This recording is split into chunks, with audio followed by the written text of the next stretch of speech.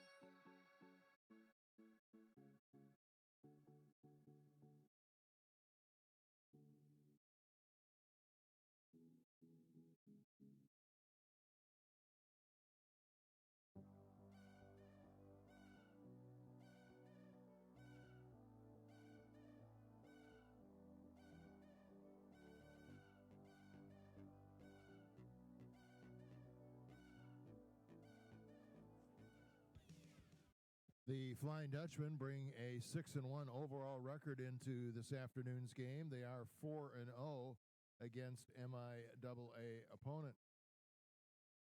The Scots of Alma are 3-1 in MIAA, currently tied for second place. The Scots are 5-2 on the overall season. Hope College has 2 players of the week currently in MIAA football. Safety senior Nick Holt and quarterback senior Mason Apple were named MIAA Defensive and Offensive Players of the Week for their efforts at Olivet last Saturday.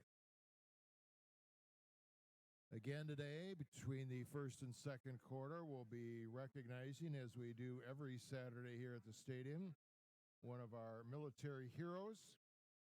That'll take place at the end of the first quarter here today. We have more than 500 student athletes participating in Hope's athletic programs each and every year. Our athletes and coaches are all passionate about using sport, academics, and service to shape their time here at Hope College. You can join the team effort by making a gift to the Orange and Blue Fund. Gifts are used to enhance the student-athlete experience, as well as providing access to college for all Hope students. For more information, visit crowdfunding.hope.edu.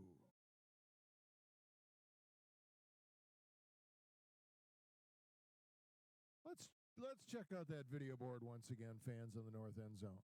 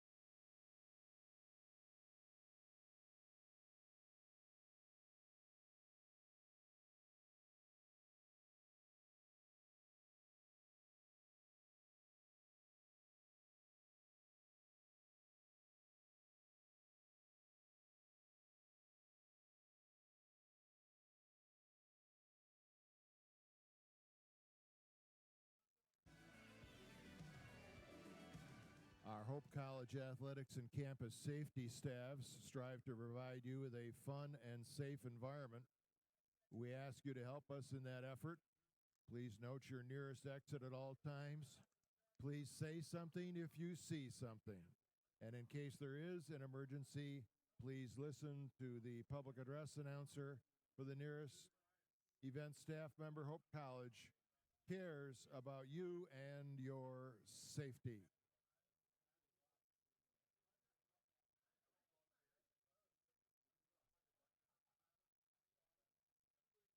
Girl, put your love on me, 'cause I won't let you down. I won't let you down. And we'll be singing. Girl, put your love on me. I feel it all around. I feel it all around. And we'll be singing. We'll be singing.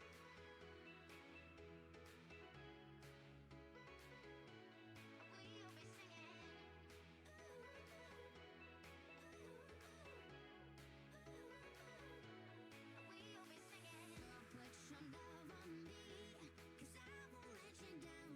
I won't let you down. And we'll be singing. Girl, put your love on me. I feel it all around. I feel it all around. And we'll be singing. We'll be singing.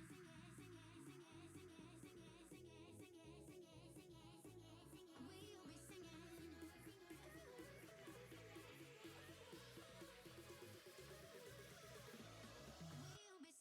Girl, put your love on me, 'cause I won't let you down. I won't let you down. We'll be singing. Girl, put your love on me. I feel it all around. I feel it all around. We'll be singing. We'll be singing.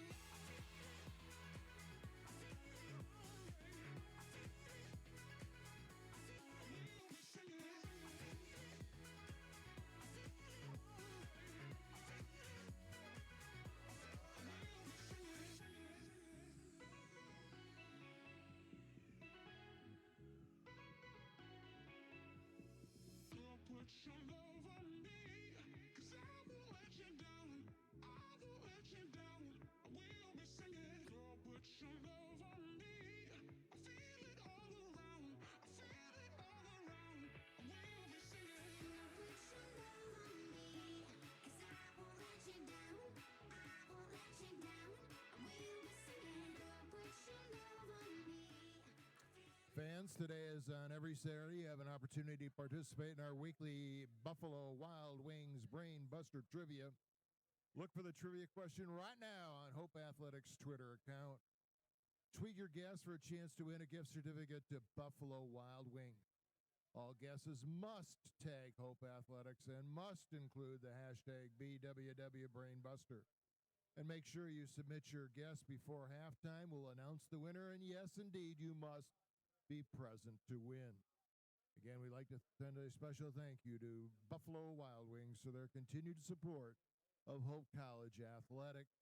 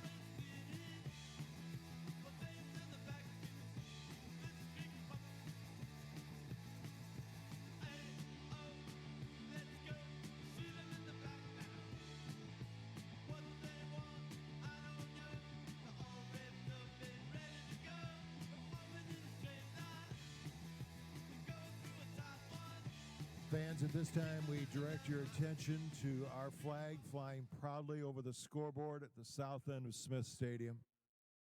We invite you to please stand or remain standing. Please remove all headgear. Feel free to join in the singing of our national anthem.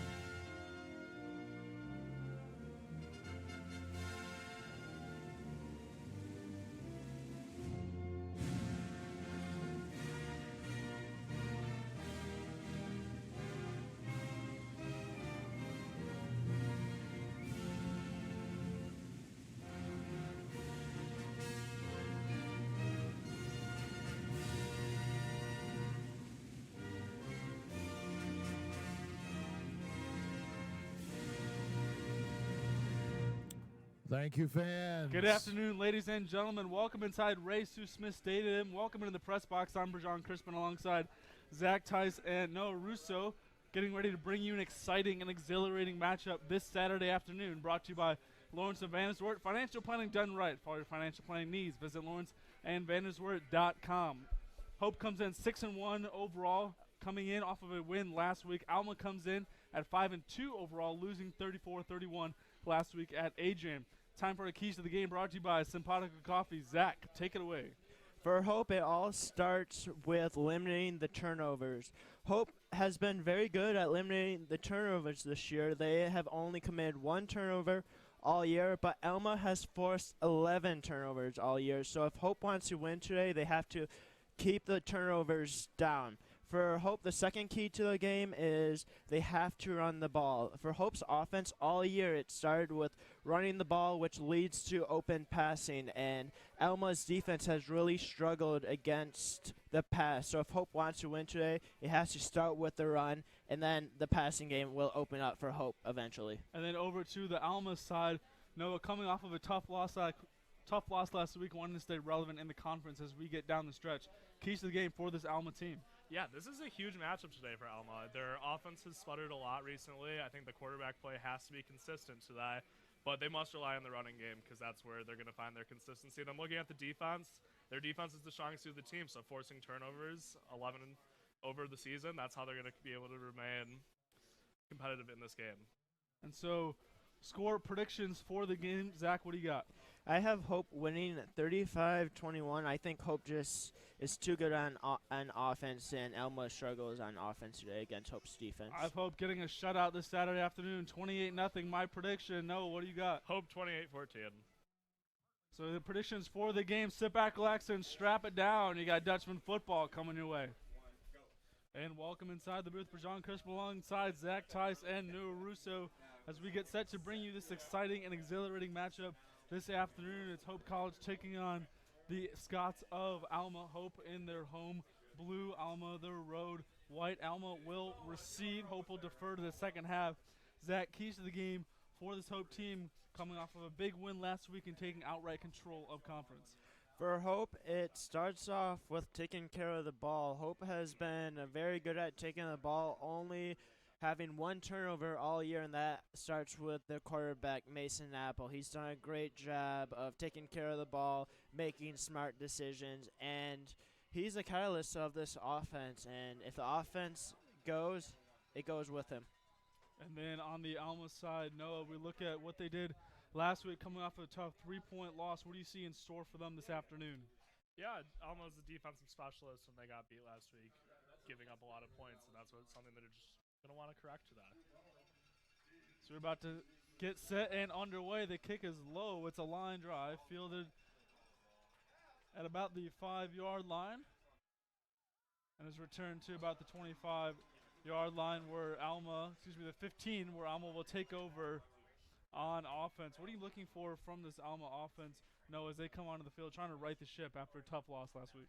Well, yeah, you said it. They come off a tough loss, and they're going to have to get back to running the ball. Running the ball is crucial for any offense, especially one without a dynamic passing game. So Alma's going to have to come out early, show their physicality. Hope's coming in with a three-man front again like they did against Albion, and we're going to see how they attack it. And it will be the QB Ryan Stevens. There was some speculation as to who is going to come out at the quarterback position this afternoon. Zach, what do you see from this Hope defense? It's going to be key for them as we get going early on. As the first play as a dive for about 2 yards.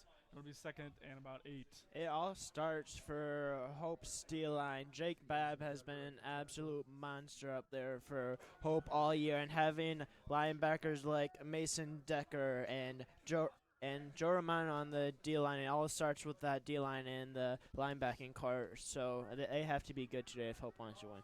It'll be second and 7, ball on the 23-yard line. Stevens take the snap, looks wide, throws it to the sideline. It's dropped, and it'll be incomplete. It'll be 3rd and 7. Nice defensive coverage by the stout Hope secondary. It'll be 3rd down. Yeah, Hope secondary has improved every game after week 1. They really struggled against Milliken, but having players like Nick Holt at safety really helps this defense continue to improve every game, and they've definitely done that through the secondary. So Stevens looking for signals from the sideline. It's 3rd and 7, ball on the 23-yard line. Big defensive play here for the Dutch, trying to get off the field. Takes a snap, play action, looking, pressure, steps up, throws it deep downfield, trying to go over the top, and it's incomplete. It'll be 4th down, and the punt team will come out. Great coverage there by the Hope defense. Yeah, it was great coverage, but I do love the early attack by the Alma offense. They're not just going to sit back and let Hope pass rush them. And they're using tempo, which is something that worked well for Albion when they played Hope a couple weeks ago. So I would like to see them keep doing that throughout the game. I think it's going to help them. Yeah, and if you're the Hope defense, you couldn't be more happy with that first drive. There's a lot of very good coverage up there, and great job by the Hope defense stopping the Alma and holding them to a 3-and-out. And it is Boss back to receive the punt. It's end over end. And will go out of bounds at about the 48-yard line, and this Mason Oppel-led offense will come out onto the field. Zach, what do you see from this offense that has really limited the turnovers from a season ago and is looking to come out and make a statement on the first drive this afternoon? It honestly all starts with the quarterback, Mason Apple. He has made a lot of very good decisions in the backfield, and it all starts with him and Kanye Houston as well. Kanye's been very good at keeping the ball and not fumbling, so having those two players not making mistakes really helps this offense. And then Noah for the Alma defense. What do you expect to see from them or hope to see from them to really combat this tough Hope offense? Yeah, I want to see them keep doing actually what Olivet did last week. They stopped Hope's running game, and that made it tough for Hope to move the ball. So if Albion sacks at the line, that could definitely be beneficial. And they give Isdy Houston, he falls forward for a minimal gain at about 2 yards. It'll be 3. It'll be 2nd and 7. Ball on the 49-yard line into Alma territory. 13:43 remaining in this first quarter. So there's Oppel in the gun. 2 receiver set left side. Low snap, hands it off to Houston. Stretch play goes right, and he's brought down after a gain of about 3. And you see it, no, like you said, Alma is really Alma's stepping up in the run defense so far, and it's 3rd and 5, forcing Hope into more of a longer 3rd down situations that we've seen them accustomed to so far this season. Right, it's definitely a stout run defense for Alma. Their DBs come up really well and fill. But if Hope could take advantage in somewhere, it's the fact that they are outweighing this Alma D-line by a lot. These are small, squatty guys, and I'd like to see them attack up the middle in the running game. So 2 receiver set left side. Oppel in the gun. Takes a snap, looking left, throws across the middle of the field. It's caught wide open. Plenty of room to run, and it's caught and wrapped up at about the 27-yard line. It is Cooper Kachina, the senior wide receiver, 6'1", 198, making the grab in space for a first down, and Hope will go tempo. 2 receiver set right side. Takes a snap. And it's Mellon who's And there's some dirty laundry on the field, and there's an injured player on the field. It is Timothy Ivory, the senior left tackle, not a position you want to lose early on in this game. It'll be second and about 6 or 7 to go. Yeah, well, Hope did well on that 3rd and 5. Alma came out and zone defense, and they were able to attack that zone. For the call from our official this afternoon.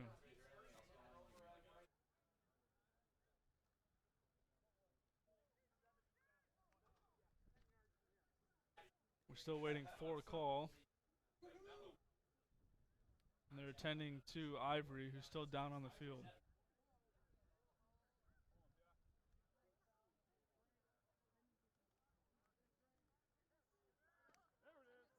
That's a good sight to see. Tim Ivory back on his feet, shaken up on the last play for the Flying Dutchman. During the run, holding, offense, number 77, 10-yard penalty in the previous spot. The down remains 1. So it'll be a holding call. It'll back him up 10. It was a nice first down play. So it'll be first and 20 to go. And the ball will be on the 38-yard line of Alma. It'll be an interesting play call for this offense. Hope hasn't committed many penalties all year, and they're first and 20. So it'll be interesting to see what Coach Hawkins calls here. Trips right for the Dutchman. Oppel in the gun. Fakes, and it is Oppel who decides to keep, and he's brought down the 40-yard line for no gain. It'll be second down.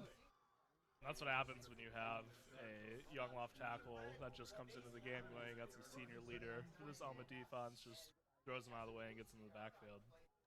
So it'll be second and 21 to go. Ball on the 39-yard line. 11 minutes and change remaining in the first quarter here at Ray and Sue Smith Stadium. Hope was on the road for the past 2 weeks, taking care of business at Finlandia handily, 79-12, and then beating Olivet 21-7 last week in a crucial road win.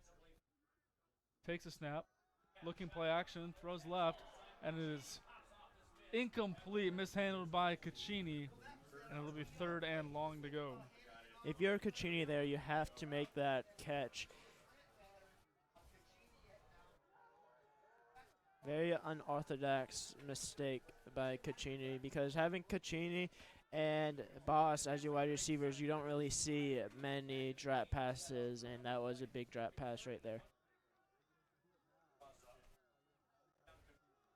So it'll be third and long. Ball on the 39-yard line. Trips right. Oppel in the gun. Mellon set to his left. Caccini left side. Oppel looking his way. Throws it deep downfield looking for Caccini. And the ball is tipped and it is incomplete. It'll bring up fourth and long. So both offenses trying to get a spark early, throwing the ball deep downfield to no avail. It is fourth and 21. Yeah, and that was textbook coverage. That was a great job. You want to see them turn back to the ball and make a play on the ball rather than play through the receiver. And he's able to stay between the receiver and the ball and make a play. So Austin Harris will be on the punt, a rare sight for this often potent Hope offense.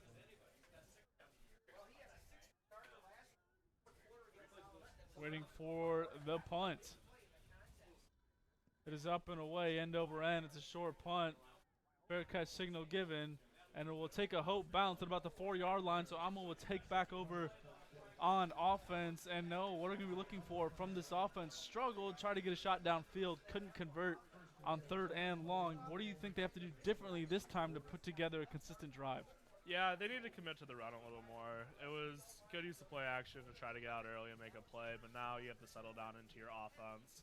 When we look at it, they're already pretty behind in terms of the chain, so they're going to have to drive the length of the field, and a good way to start that out is some explosive runs. And then Zach, Hope forced a 3 and out on their first defensive series.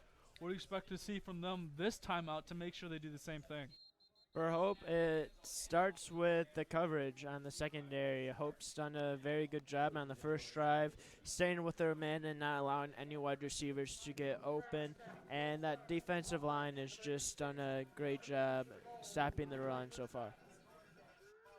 So there was some laundry on the field. It was a false start courtesy of the Scots offensive line. It'll back them up to about the 2-yard line. It'll be first and 10 to go. 11 minutes remaining in this young first quarter.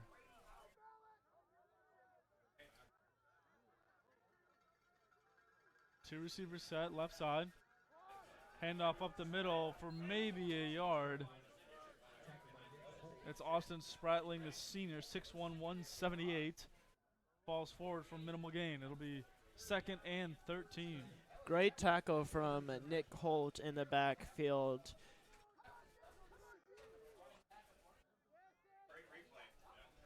So Stevens in the gun, two receiver set, right side.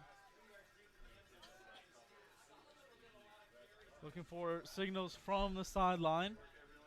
13 yards to go to pick up the first down. Stevens standing in his own end zone. Takes the snap. Looking.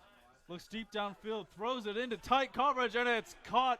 And the ball hits the ground. They'll say it's incomplete.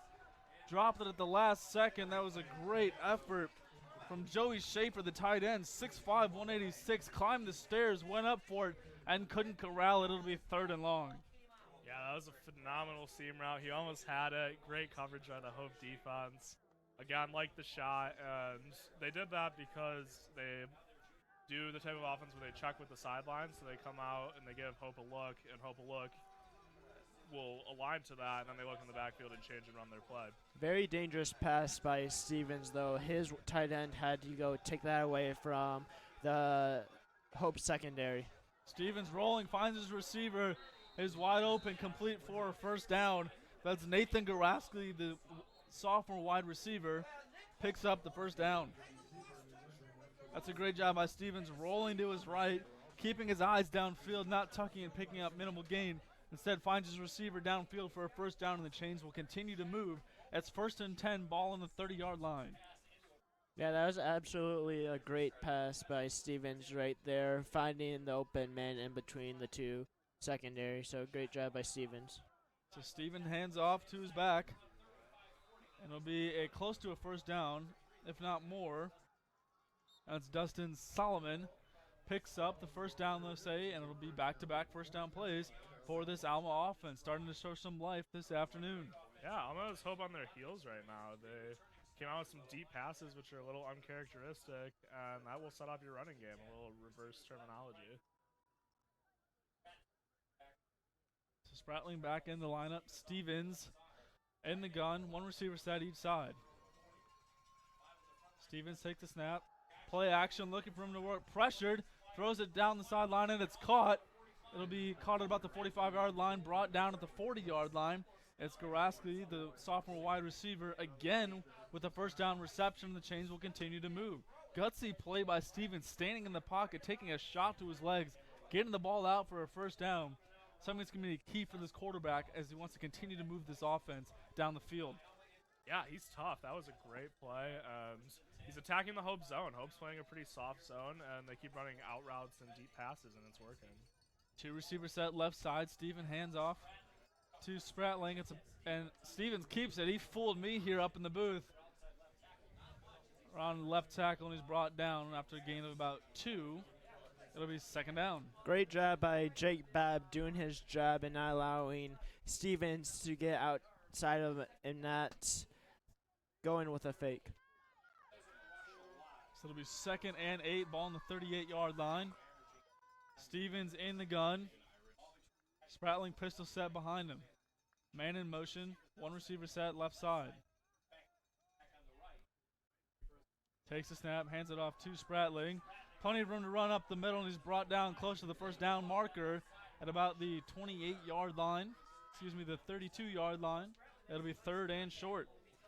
Something we haven't seen Hope happen is their D-line currently is getting pushed back right now, and we haven't seen that all year. So this D-line will have to step up and get some push on this Alma O-line, or it could be a long day. 3rd and short, 3rd and 3 to go. Ball on the 33-yard line, man in motion. Fakes the jet sweep. And it is a power sweep to the right side, and it's brought down at about the 34-yard line. That was a much better job by that Hope defense, swarming to the ball and not allowing him to get outside and not allowing him to get beat. That was Kevin Hazen on the jet sweep. So it's 4th and short. It looks like the Scots are going to go for it. No, what do you see from this offense? They've been successful so far. What do you think? They've been passing the ball super well, and it looks like they're going to come out under center, though. Not sure. Man in motion, it's Guraski. Misdirection counter, and he's met by the stout Hope defense. It'll be a turnover on downs. Huge momentum stopper for the Dutchman defense. They'll take over as the offense will head onto the field. Great job by that D-line of getting pressure right up the middle and not going with the jet sweep and getting that pressure straight up the middle, blew that play right up. So great stop by that Hope defense. And Zach, you're absolutely right. Talking about that pressure, that penetration came through the A and the B gap, stopping the run right away. And no, I'm a little surprised with that play call to dive up the middle when they've been successful in space. 4th and short to go. Start to see some kind of play action roll, but instead it's a dive up the middle, and it turns out to be a Hope first down. Yeah, I really did not like that play call. I think they definitely could have attacked the outside much better, and they didn't even run it very well. He ran into his own man. It'll be 1st and 10. Oppel to give to Houston. Looking for him to run. Bounces out to the outside. Brought down around the line of scrimmage for minimal gain. It'll be 2nd down. Great play by that Alma defender. It's really hard to take Kenny Houston down one-on-one, and he just did it. So great job by that Alma defender. And fans, make sure to follow the Flying Dutchman on social media this season. Search Hope College Football on Instagram and Hope College Football on Facebook. Stay up to date with the latest scores, updates, statistics, and highlights all season long. Find them on your phone today. It's Oppel in the gun. Houston set left. Three receiver set right side. Looking across the middle. Has time. Fires across the middle, and it's caught just north of the 40-yard line. It's Caccini, and it'll be 3rd down. Great job by Mason Apple, staying in the pocket, not forcing a throw and waiting for his wide receivers to get open. Yeah, the offensive line looked really good on that play. If you're going to play zone coverage, you're going to have to get a little more pressure than that. And some extracurricular activity at the line of scrimmage. No flags. Looking at the sideline is Oppel for the play call. 2 receivers set right side, 3rd and short, where they've been most dangerous this season. Oppel takes the snap, and he gives it to Houston. He's brought down, looks to be short of the first down marker. It'll be 4th and about a yard to go. Yeah, Alma's defense continues to fly around. The linebackers are actually getting involved now. I haven't really seen that yet so far, and they came down and made a play. Kenny is a hard guy to bring down, as Zach brought up, and we're going to see Hope stay on the field. Kind of a gutsy call from Coach Sturzma. It's 4th and short.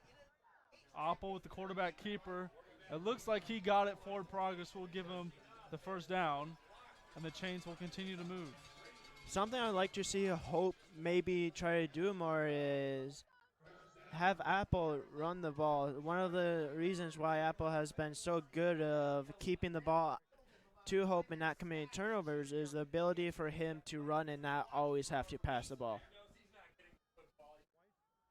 1st and 10, ball on the 46-yard line, 4:23 remaining in quarter number 1, still no score. Oppel in the gun. Play action amount, looking deep downfield. Throws it in the direction of Boss, and it's caught, gets a foot in bounds. It's a first down for the Dutchman. Nice extension there by the senior wide receiver. That connection between Christian Boss and Mason Apple has been there all year, and this is their first connection. And just a great catch by Christian Boss. And that was great use of play action. The linebackers, if you could see them, they came all the way down, almost to the backfield, set up a seam to make a great throw. 1st and 10, ball on the 37-yard line. 2 receivers set right side. It's Oppel in the gun. Looking, plenty of room to run, and he throws it across the middle, and it's caught wide open at about the 30-yard line. It'll be 2nd down. So far, we've seen this Hope offense doing its damage through the air, and Alma's secondary has struggled all year, so it's not really surprising that Hope is doing most of the damage through the air. Oppel takes a snap, option play, decides to keep it, puts a move on, barrels a man over, and he's brought down at about the 29-yard line. What a run from Mason Oppel. It's 1st and 10. Mason Apple literally just lowers his shoulder into his defender. Dutchman Trucking Company brought to you by Mason Oppel. Yeah, I have to break it to the Alma defense. The quarterback's a little bigger than your linebackers, and he's going to continue to do that all day. First and 10, ball on the 24-yard line. This Dutchman offense rolling. Play action to Mellon. Oppel is drilled, throws in the direction of the end zone. No flags. It'll be second down. And that's the first time we've seen pressure today. Oppel does a good job to get a ball off, and actually it was very catchable. It looked like there was a lot of contact. I think that's just how the refs are going to let it play today. And the corner did look back for the ball and made a play with his hand. So not an automatic flag. And it'll be second and 10. Ball on the 24-yard line. Hope trying to draw first blood this Saturday afternoon.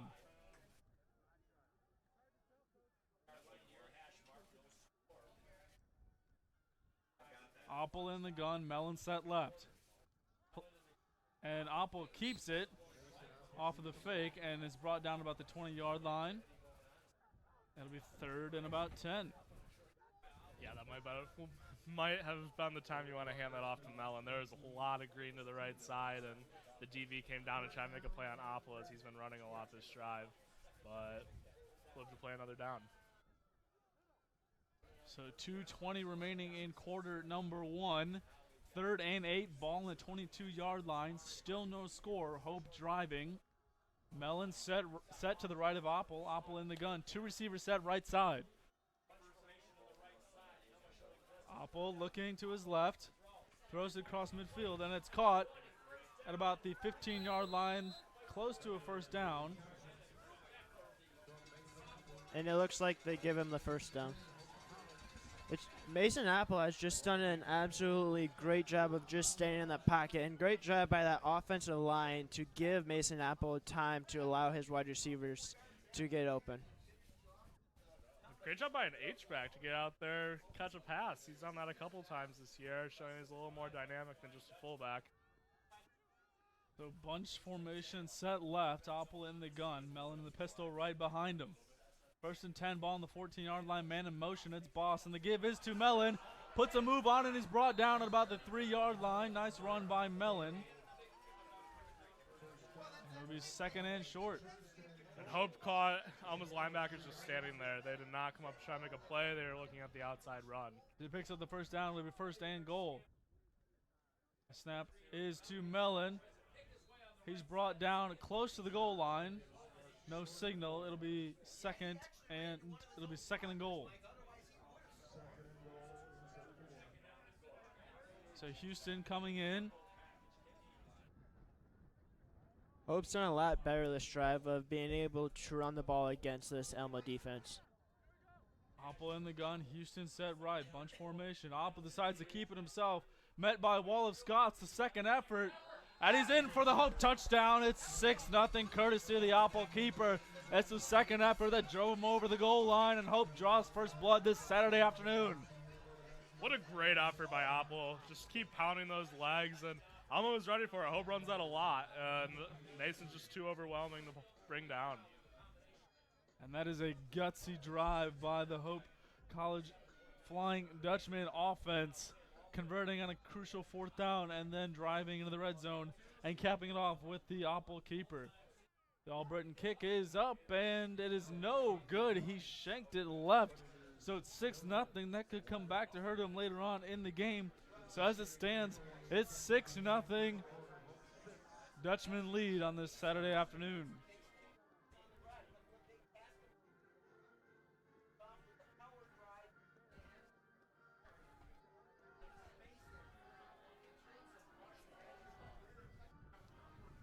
Yeah, that was a great drive for the Hope offense. When we look at Albion and Hope, that's strength on strength. That's the Albion defense, or Alma defense, excuse me, going against the powerful Hope O-line, and Hope prevails that time.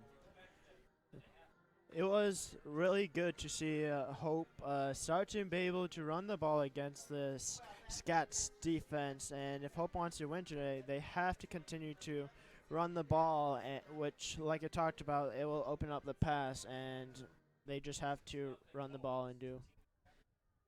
Yeah.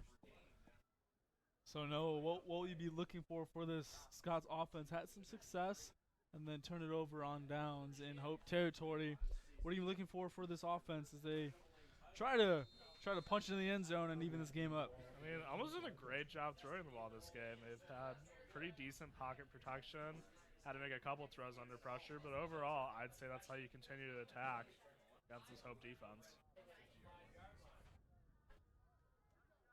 So it's fielded and brought down about the 20-yard line. So the Scots will come out onto the field, and they will be met by the Hope defense.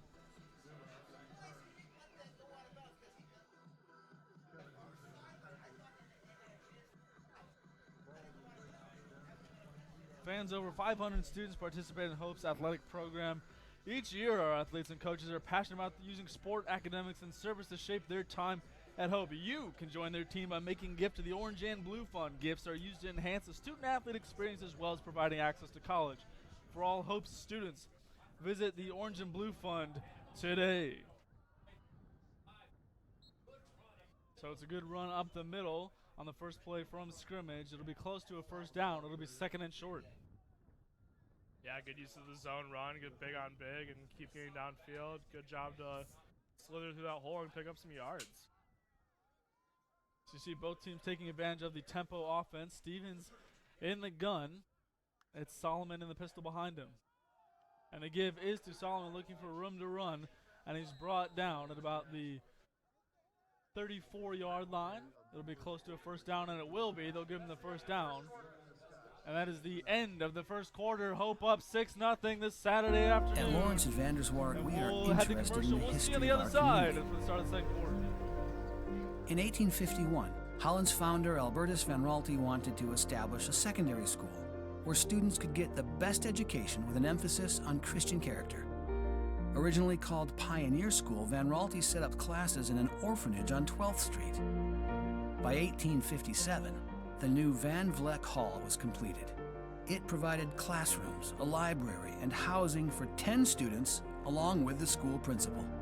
In 1862, the school was renamed Hope College, and the first graduating class received their diplomas in the spring of 1866. Innovation and ambition today can pay dividends for decades. Lawrence and Vanderswark, interested in our history, invested in our future. Welcome back inside Reigns Sue Smith Stadium. Brajan Christmas alongside Zach Tice and Noah Russo. It's the start of the second quarter, brought to you by Simpatico Coffee. Coffee that's brewed fresh daily. Zach, coffee that's simpatico with you. So Hope only up 6-0. Struggled early on offensively. Finally capped off the end of the first quarter with a scoring drive. And Oppel kept it on the quarterback keeper at about the 2-yard line. Punched it in for the touchdown. They missed the extra point, uncharacteristic of Albritton. And so now the Scots will take over at the start of the second quarter. Noah, what do you look for? We kind of touched on this at the end of the first quarter, but what do you look for this Alma offense?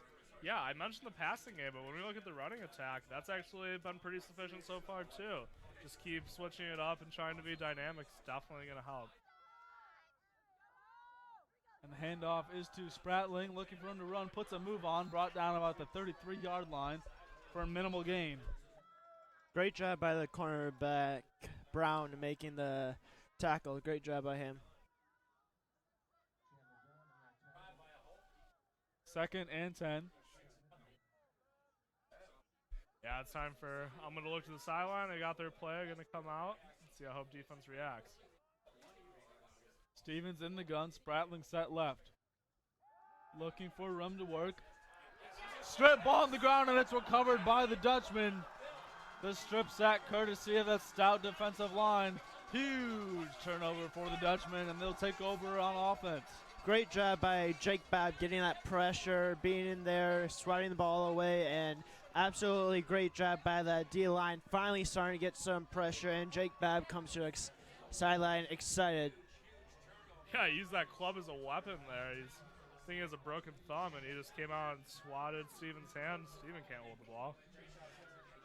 Jake Babb has been absolutely huge for this D-line all year, and his leadership out there has been part of the reason why this defense has been so good. So the Hope offense will take over. It's Oppel in the gun.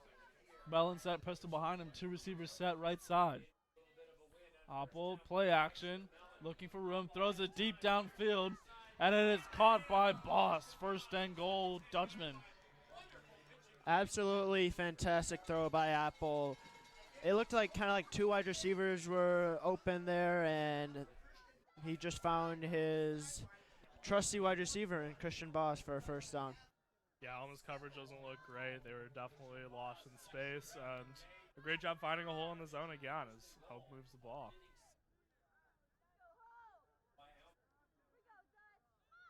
So Apple in the gun, Mellon set pistol. Man in motion, it's Boss. The give to Mellon. Sheds a tackler, still moving close to the goal line. And he's brought down at about the 2-yard line. Second and goal. Mellon's known to be the scat back, but he got low, moved those pads a little bit there. That was a good job powering through for a few more yards. And it looks like Kenya Houston is coming into the game.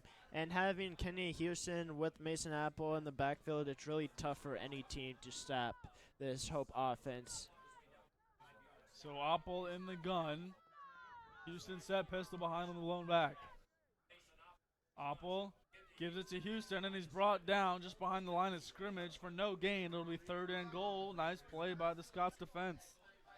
Yeah, that was a great job by number 17 coming down, planting his feet, looking to see what Apple's going to do, hands it off, and he just comes up and makes a play. So, Zach, this is the question. Is this 4-down territory for the Hope offense? If they can't convert here, do they go for it on 4th and short? I think you have to go for it here on 4th or short if it gets to that situation. So 3rd down and 3, ball on the 3-yard line. Apple in the gun. Apple decides to keep it on the sweep. And he's hit on line of scrimmage and brought down. It is 4th down, so Hope going backwards on offense, not the direction you want to be moving. It is 4th and 3. That was a great job on the outside, getting through Beckler and Houston to get in the backfield. And Mason Apple's a hard guy to bring down. He ran through all 3 of them. I'd love to see Hope maybe do a bootleg here with Mason Apple, get him outside, and if he doesn't see anyone, then maybe he can run in.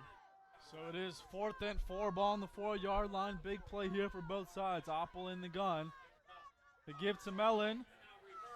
And it's a reverse. Apple keeps it. Fights for the pylon and he scores. Touchdown, Hope. Nice play there on the reverse. And Apple scores his second touchdown of the day. It's 12-0. Do you think you have to go for 2 here to go up 14? It looks like that's what Coach Sturzma wants to do. But a great job by Mason Apple. It was 1-on-1 and he just beats his man to the corner of the end zone. Big play by Mason Apple right there. What incredible trickery. That was a fantastic play. Fake the sweep to the outside, run a double reverse in terms of optioning it out to your quarterback, and he fights all the way into the end zone. Well, we're only 2 days past Halloween, so it's not too late for some trick-or-treating courtesy of the Hope offense. And they'll get an official's timeout. Timeout for the Dutchman. Hope, first charge timeout of the half. So Hope will take their first timeout of the half. We'll keep it right here, 12-0 the Hope lead after some trickery courtesy of Coach Hawken and the Hope offense. So if they go for 2 here, Zach, what kind of play do you think they're going to be looking at? I still think you have to get Mason Apple to the outside. Alma's been very good at stopping Mason up the middle, which Hope loves to do. So I'd love to see maybe get Mason Apple to outside, maybe like a pass play, and if no one's open, you just seeing right there that he can be a player one-on-one and just power himself into the end zone. And our brilliant co-broadcaster Noah mentioned Lost in Space. They were definitely lost in space. One of the great shows, one of my dad's favorite shows actually, but the defenders were lost in space. They couldn't get to Apple for the touchdown. That play honestly tricked me as well. I thought Mellon had the ball, then I just saw Apple, and Apple just beats his man to outside. So they will go for it. Apple in the gun. Mellon set left. Man in motion, it's Boss. The play action, Apple to Mellon, close to the goal line, and he scores. So the 2-point conversion is good. It's 14-0. Zach, like you talked about, getting Apple in space, allowing him to work and throwing the dump pass to Mellon. It's 14-0, and Hope finally showing to start really who they are characteristically on offense. Yeah, definitely. That mistake by Alma was absolutely huge because you can't really turn the ball over on this against Hope because we've seen that Hope has the ability to put up points. They've put up over 50 points in at least 3 games, and if you want to beat Hope, you just can't turn over the ball. When we look at the Alma defense, when we see that kind of misdirection, they were actually in position to make plays on both situations, but Hope just seemed to want it more. The better athletes got in. So first half stats, quarterback for the Scots, Ryan Stevens going 2 for 5, 47 yards, no touchdowns, no interceptions. Mason Opel, his counterpart, 5 for 8, 58 yards, no touchdowns, interception, but one on the ground, and then a crucial one at the start of the second quarter to put Hope up 14-0 as Hope will kick it away, and back to receive deep is Alma.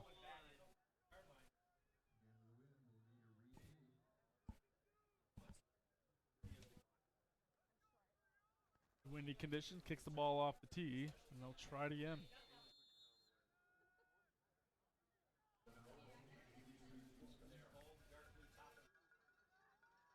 And the kick is up and away, low drive, and is fielded about the 15-yard line, out to the 20, and brought down at about the 30-yard line as the Scots offense will take over. This defense looking for another turnover after strip sack, fumble recovery, their last time out. And this is going to be the best starting field position for the Scots today. They've been pretty unfortunate on their kick returns and punts so far, so it'll be interesting to see how they approach the situation. Stevens comes back into the game, as does Solomon. Stevens in the gun. Solomon set left, 2 receivers set right side. The lone receiver on the bottom of your screen is Gorski. Looking, play action to the right side. It's caught for a first down, and it is number 13, Nathan Gorlaski. Apologies to his family if they're watching. Tough name to say.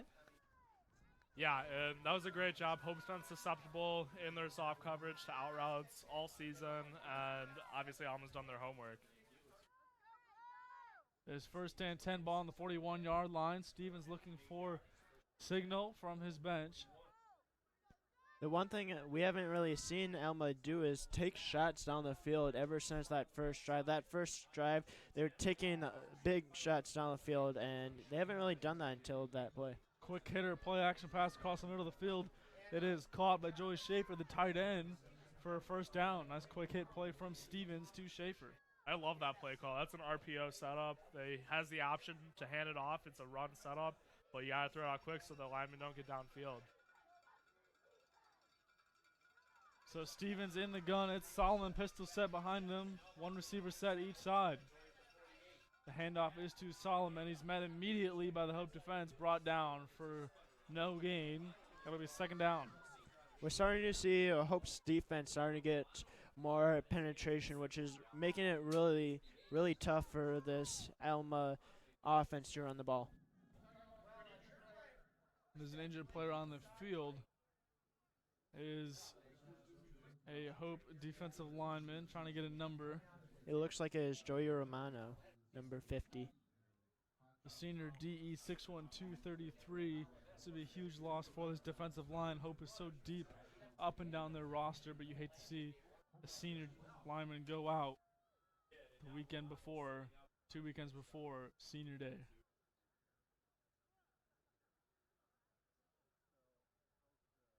So now as we look at what Alma has done offensively so far in this drive, they've really put together some nice plays offensively through the air.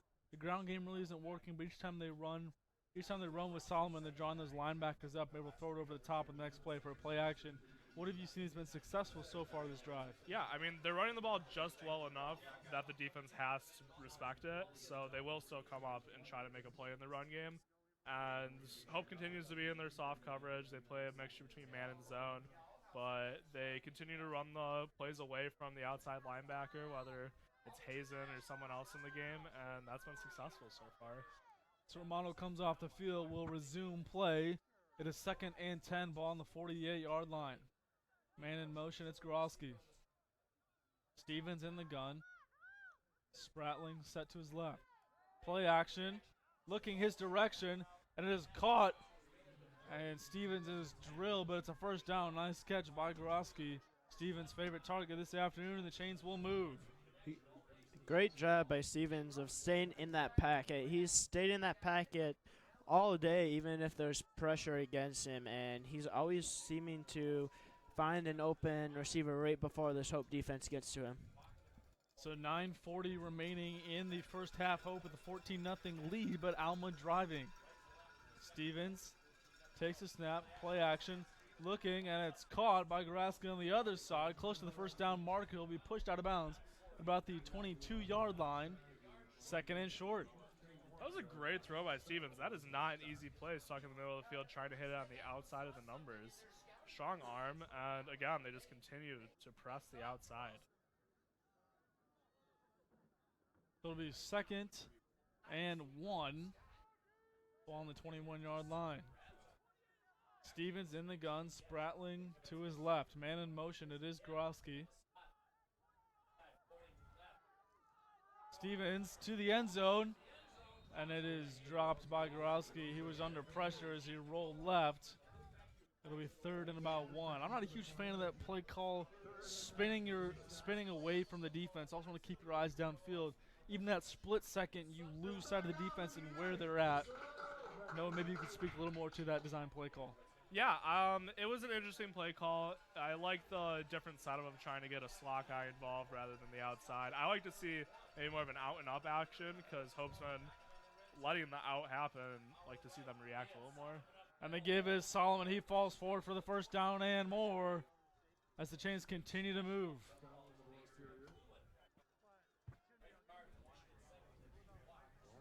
Through first and 10, it'll be ball on the 14-yard line. Scott sniffing the red zone for the first time this afternoon. 8:30 remaining in the first half. Stevens in the gun, Spratling set right. 2 receivers set left. Gorowski in the slot. Stevens decides to keep it off the misdirection. He's brought down about the 10-yard line. That'll be second down. It looks like Alma's starting to allow Stevens to run the ball a little bit more, which he hasn't really done that much at all this year. So maybe that is a little tweaking of what Alma's doing going into this game. Yeah, I like the wrinkle. Stevens doesn't seem to be an extremely competent runner, though, so maybe stick to what's working. And the give is to Spratling, trying to fall forward for a few yards to no avail. It'll be third down. This could be a huge third down for both teams. If Alma doesn't pick up this third down, is it to the point where they have to go for a fourth down? We'll see if that happens. They've been successful in space, unsuccessful between the tackles. We'll see what they have in store. It's 3rd and 3. Big play here, man in motion. The snap, the give to Solomon. He falls forward about the 5-yard line. He'll be close to the first down marker. No signal yet. They're going to say he is shy. It's 4th down. Yeah, and as mentioned earlier, that it probably was a 4th down situation. I do like the call of trying to pound it on 3rd down and maybe here come back to a little misdirection, a little wrinkle in the offense. Arguably the biggest play this afternoon. 6:50 remaining in the first half. 14-0 the Hope lead. It is 4th and 1, ball on the 5-yard line. Stevens in the gun. It's Solomon set left. Man in motion. The snap to Stevens. The give to Solomon. He reaches for the end zone, and he's just short, but he will pick up the first down. It'll be first and goal. Yeah, that was a power run. I wasn't expecting to see that go as well as it did on 4th down. Hope's defense came down hard, and the offensive line drove out and were able to propel forward. Yeah, I was kind of expecting a run to the outside. Like you were talking about, Bergeron, they've been very good at getting in space and not very good at up the middle, but that one worked. First and goal, ball on the 1-yard line, 6 minutes and change remaining. Stevens in the gun. He'll keep it himself, changes direction, looking for the goal line, still waiting for the call. And it looks like he's going to be just short. Second and goal. Like you were talking about, Noah, it looks like Stevens hasn't been running the ball very much, and it looked like he was hesitant right there, and it looked like there was an open hole, and he just didn't go for it. Yeah, it was a good effort by Stevens. He went downhill, but it was a speed option set up with the running back. I'd like to have seen him pitched it maybe, try to get an athlete in space. So second and goal, ball on the 1 yard line. On the snap, quarterback sneak. Trying to find the end zone, waiting on the signal. Alma players think he's in, and the refs say he is as well. It's a touchdown for the Scots. 14-6, a huge drive there. We talked about them needing to respond after the turnover led to points for the Dutchmen, and so Stevens does a great job of leading that offense down in the field with a mix of run and pass, some RPOs like we talked about, converting on the huge fourth down, and they'll try to get this to a one-possession game. Yeah, that was an exceptional drive, mixing run and pass, as you mentioned. And I think we just saw about 5 or 6 straight runs up the middle to get into the end zone, showing a little bit of grit that we haven't seen from Alma in the past. And so the kick is blocked, and it is no good. That didn't even have a chance. It's 14-6, 5:24 remaining in the first half, so they come away with points. It's still a one-possession game, but they would have liked to convert the PAT. So, Zach, what did you see from that Hope defense that allowed really Alma to drive down the field and convert on the touchdown? Yeah, that Hope defense, it looked like that defensive line, they're getting a little bit pressure, but it looks like Alma's is like opening up holes for that team, and Alma just was running straight down the middle against that Hope defense, and they've done a great job of switching up, of going to outside back to inside. And it looks like maybe Hope's defense is maybe trying to start to flow a little bit with that jet sweep, being afraid of maybe that outside run, which is opening up that middle. And we talked about pregame that we thought this would have been a close game at half. We are nearing the halfway point of this contest, and it is a one-possession game. Both of these teams really thought they'd do well early on in the season. Hope rolling as of late. Really sending a convincing win the past few weeks, trying Finlandia and now Olivet, taking sole possession, first place in the MIAA. Alma trying to stay relevant in this conference as they head down the stretch, 3 games left to play. The kick is up and away, so each possession becoming more and more important. And still room on the return. There's some laundry on the field brought down to about the 21-yard line, and we'll wait for the call.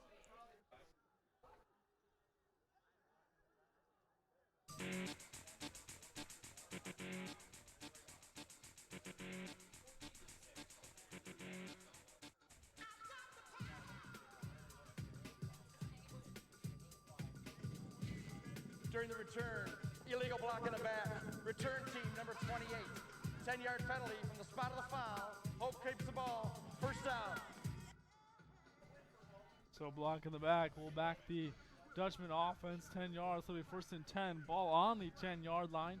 5:18 remaining in half number 1. Hope with a 14-6 lead. Zach, what do you expect to see from this Hope offense trying to repeat what they did last time out?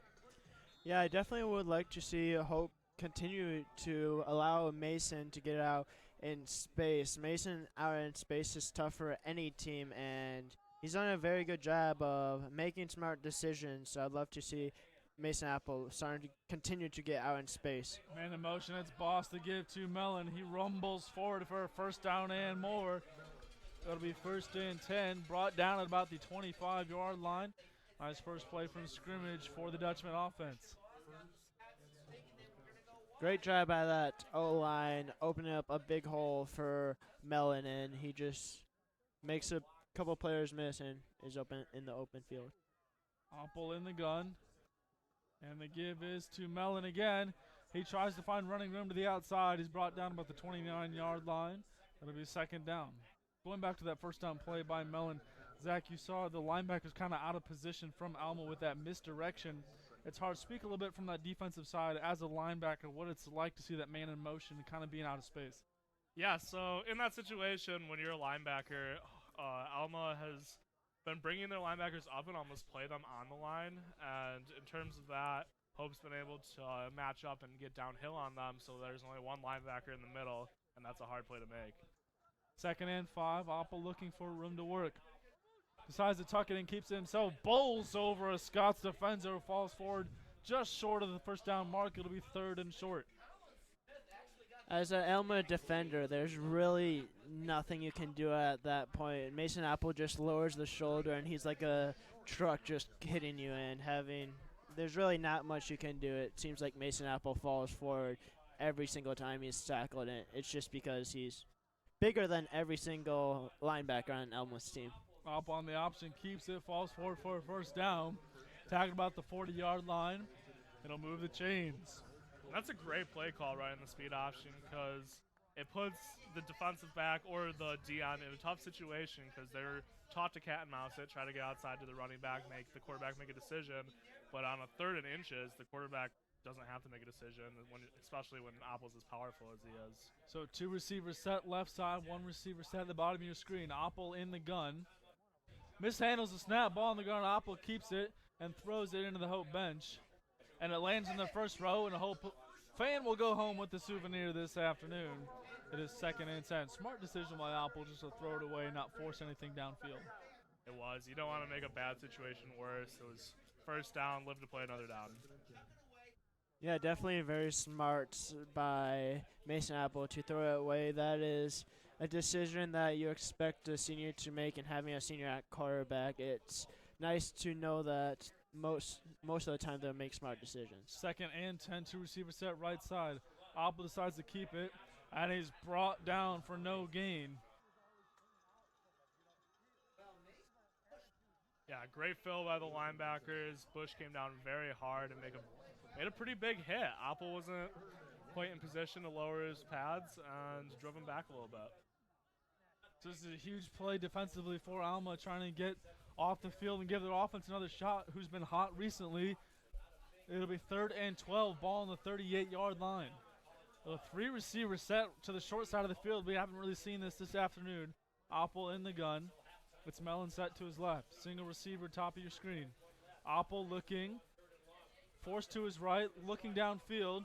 Decides to keep it, still in play, and falls down at about the 46-yard line. Close to the first down marker, but it'll be 4th down. That was a great job by the Alma defense. They came out in a press man look, and they backed off, did a little hit and drop, and it was a little tough for Apple to navigate where the receivers were going and what coverage was happening. So he had to talk it and get what he could. So Apple and the offense will come off the field, and Austin Harris will punt it away on 4th and 3. Could we see a little trickery here from Coach Thursma, looking for a 4th down conversion? Nothing is out of reach for this coaching staff, as you've seen time and time again, but they will decide to punt it away. It's end over end, and it's fielded on a hop about the 13-yard line. Nothing doing there. Great punt coverage from this host special teams. Brought down about the 13-yard line, and the Scots offense will take over with 1:31 remaining. They'll be in the 2-minute drill as they take the field. In my opinion, one of the most underappreciated parts of football is the special teams. Hope's done a very good job of punt coverage and being able to pin Alma into the in the 15-yard line, and Alma hasn't done a very good job out of the special teams. They had that miss extra point, which could eventually hurt them in the end. So it is Stevens in the gun. Play action, Solomon looking, throws it downfield, and it is bobbled and incomplete. Great defensive coverage there by the defense. Yeah, as we looked at earlier in the game for the Alma success, that was great coverage by the Hope defense. It was a great anticipation throw by Stevens. He got it out in a area where the receiver could make a play, and just great coverage. Yeah, great job by that DB. Even though he was beat, he used his hands to knock the ball away from the defender, which that is exactly what you want to do when you're beat. Just try to kind of allow him to catch and then maybe use your hands to bat it away. And great job by that DB to do that. So Stevens in the gun. Handoff goes Solomon looking for room to run, and he's tripped up at the 10-yard line for a loss of 1. It'll be 3rd and long. Alma still has 3 timeouts left, and it'll be 3rd and long. Another great play by 24 Sutton. He's made 2 huge plays back to back with that with that incomplete pass and a huge tackle. Almost 3 timeouts left. Stars, they haven't taken one yet. 2 receivers set right side, looking for signals from their sideline. Not being conservative at all with the clock is the Alma offensive coordinator. Stevens in the gun, and now they will take a timeout. Their first timeout of the half comes at 36.2 ticks left in the first half. Hope with a 14-6 lead. Noah, what are you telling your offense as they come off the field and for this timeout?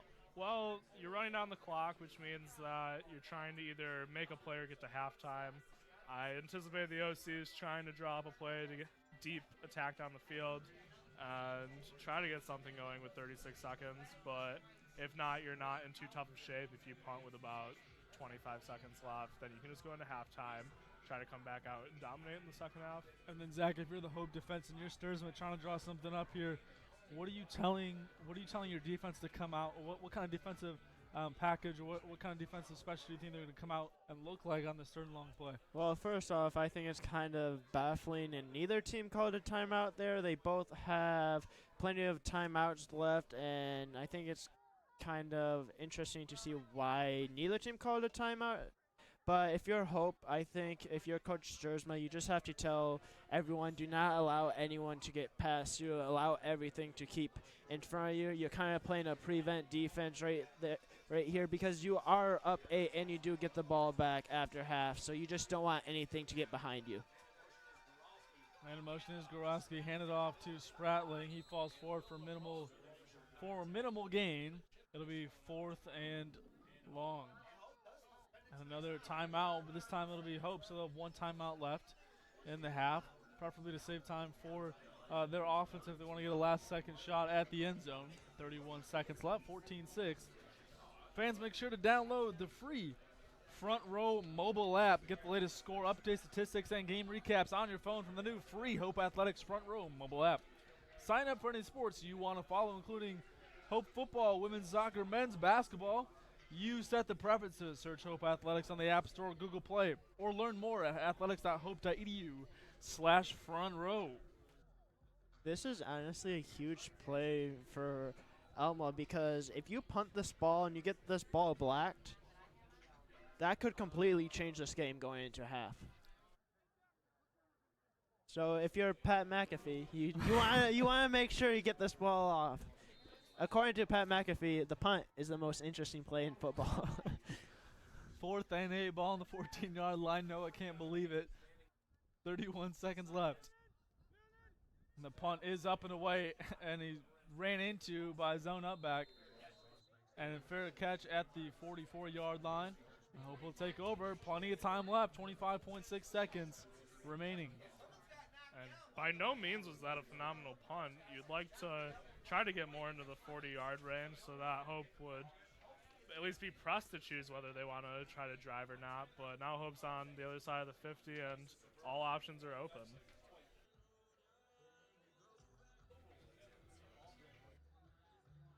And also, like you were talking about, Noah, that wasn't really a great punt. And having Sam Albritton as your kicker, he made, I think, a 46-yard field goal. So if you're Hope, you may only have to pick up 10 to 15 yards to give Albritton a chance. So 14-6. Opple takes a snap, looking deep downfield, plenty of time. Rolls to his right, eyes downfield. Throws it deep downfield. And it was intended for Boss. It's incomplete. Lucky it wasn't picked off. It's 2nd and 10. Yeah, I like the effort, but the coverage was there. He tried to make something happen out of nothing, and if there's a situation where you want to do that, that's at the end of the half. But you do have an opportunity to get in the field goal range. I'd like to see them maybe just throw a short pass and try to get some points. 15 seconds remaining. 2nd and 10, ball on the 43-yard line. It is Opple in the gun, Mellon set right. 2 receivers set right, lone receiver down the bottom of your screen. Opple takes a snap. Looking, plenty of room to work. Steps up, is flushed to his right. Throws it, he hit his boss. It's caught. 30-yard line, steps out of bounds.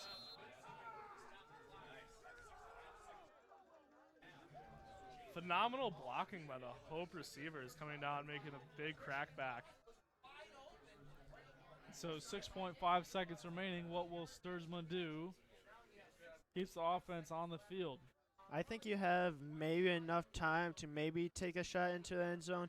6.5 seconds is kind of close to take a shot to end zone. So if you're Sturzman, I think you maybe try to position it in the middle and give Albritton a chance to kick a field goal. Two receivers set, right side, lone receiver in the bottom of your screen. Oppel in the gun. Pass to the flat, and it is caught. And it's McKenzie at about the 13-yard line. Zach, like you talked about, that was plenty of time to get your field goal kicker onto the field. So 2.6 seconds remaining. Albritton trying to stretch this lead, make it 17-6 heading into half. It's a one-possession game, so huge play here from the host special teams unit.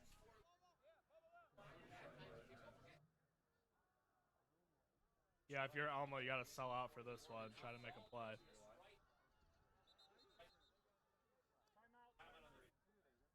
And Alma will call a timeout to try and ice the kicker.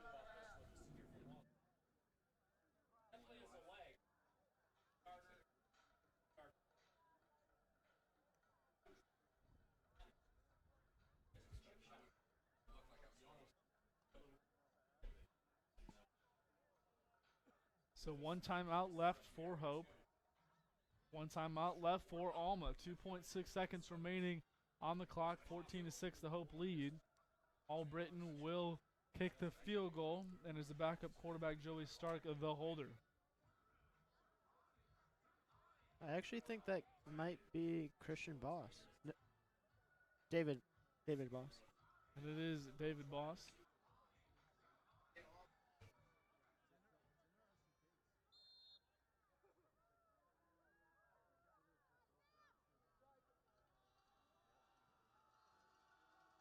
.35-yard field goal. The kick is up and away. Plenty of leg, and it's right down Broadway. So we'll go to halftime up 17-6. Up with a lone score for this Hope offense. Alma trying to keep it interesting from Rain Sue Smith Stadium. We'll see you on the other side. Brajan Crispin alongside Zach Tice and Noah Russo. We'll take a break.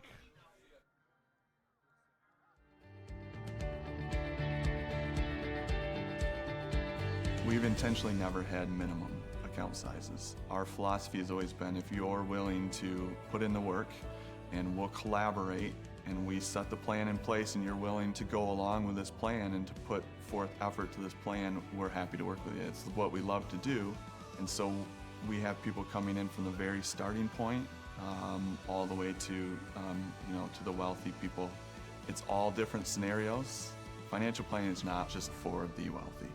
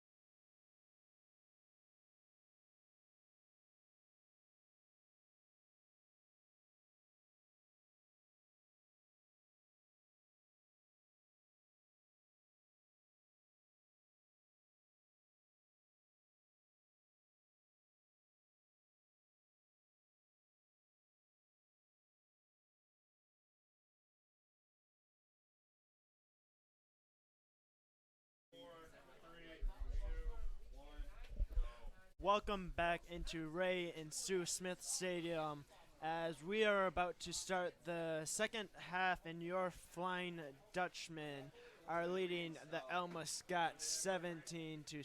So, Noah, if you are Alma and you're coming out on defense, what would you like to see Alma do on defense in the first possession?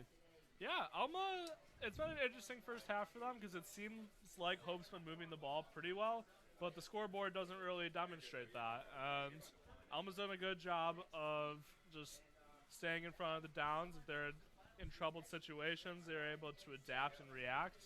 And I like for them to maybe bring a little more pressure. When we've looked at the Alma offense so far, they've been really telegraphing their blitzes. They usually blitz one linebacker a play and just line them up on the line. Maybe try to use a little bit more foolery and try to throw them out in different positions. That would definitely help. And Berjan, what are you looking forward to seeing in the first possession for Hope on offense? Well, Zach, thank you. I'd like to see Hope get the ball in space to their playmakers. You saw when they had the jet sweep with Boss coming across the formation. That worked to get the Scots linebackers out of position like we talked about late in the second quarter. Again, it all comes down to the ground game. It comes to Opel getting his playmakers in space, being able to run freely with the ball, pounding ground the ball at the middle, and then be able to open it for the play action to Boss or Caccini down the field. So those are some things we need to be careful about if you're the Scots defense, making sure you stay disciplined with your contain, staying disciplined with your position. Like we talked about those linebackers early on, making sure you stay disciplined to your position to make sure you're not out of position when Hope throws something at you. Yeah, definitely, and it looks like Zach Clemens is about to kick it off deep to number 83, Carter. And we are about to get the second half underway. And the start of the second half brought to you by Lawrence and Vandersworth, financial planning done right. For all your financial planning needs, visit lawrenceandvandersworth.com. And the kick is up and away, and it is caught by Knopsiger. Looking for him to work. Good return up to about the 34-yard line. And the offense will take over after deferring to the second half.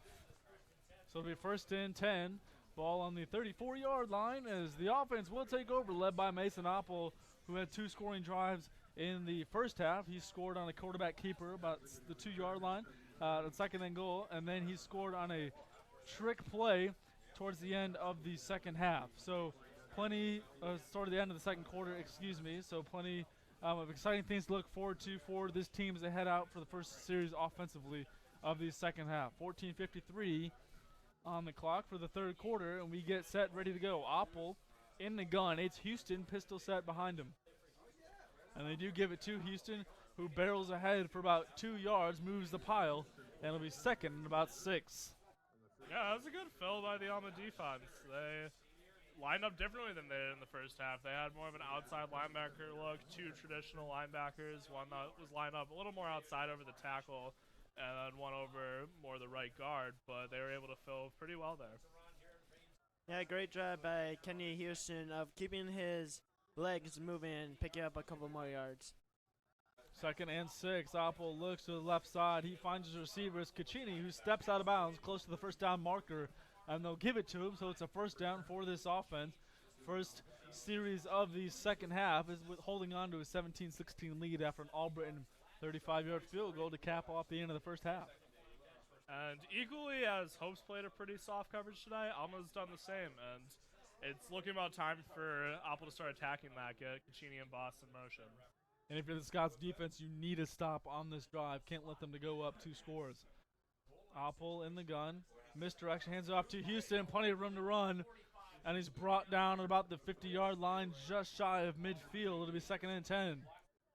Great job by the offensive line, opening up a hole for Houston to run through, and he just finds a hole and just runs for a gain of 5.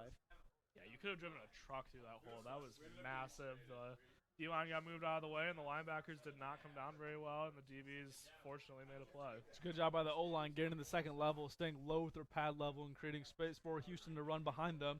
It's second and 5, man in motion, and it is tackled about the 48-yard line. That is Dominic Morelli, the sophomore wide receiver from Troy.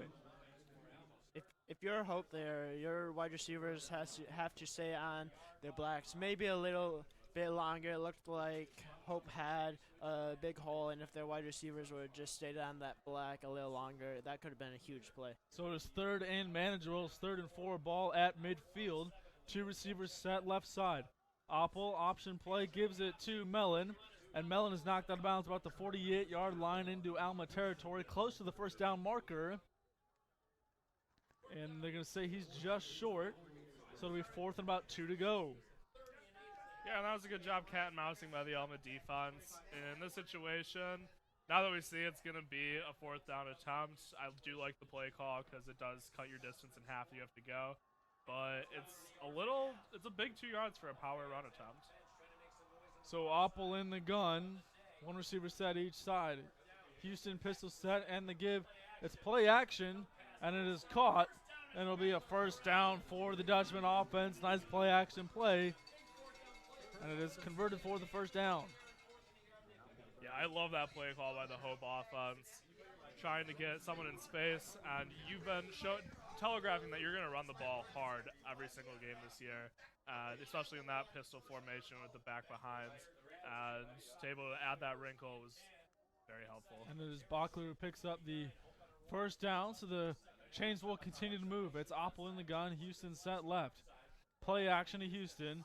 Opple looking, throws to the sideline, and is caught by Boss. 1st down, and it's pushed out about the 25-yard line. It'll be 1st and 10. Like you were talking about, Noah, it looks like Alma is continuing to play a soft coverage, and it just seems like Mason Apple has so much time back there, and he's just picking apart the Alma defense like Uncle Rico at Jacksonville does in the NFL. We knew we'd get one eventually. An Uncle Rico reference. Handoff is to Houston. Barrels ahead for minimal gain. Brought down after a gain of about 2. That'll be 2nd down. Yeah, and that was a good fill on the play by the Alma defense. And when we look at it, they've been taking some punches this game so far, especially on this drive. And the ball on the 24-yard line of Alma, 2nd and 9. 2 receivers set right side. Opple in the gun. Opple looking. Throws it deep down the sideline. And it is caught, but out of bounds by Caccini. What an attempt, but it'll be 3rd and 9. That was a great effort by Caccini. He was matched up against the best DB for Alma, Yancey, and Yancey was able to hang in there and make a good play on the ball. Almost a great effort to haul it in, though. Opple really having trouble throwing the ball downfield so far this afternoon. Really, it's been the short stuff, but it's worked for them so far.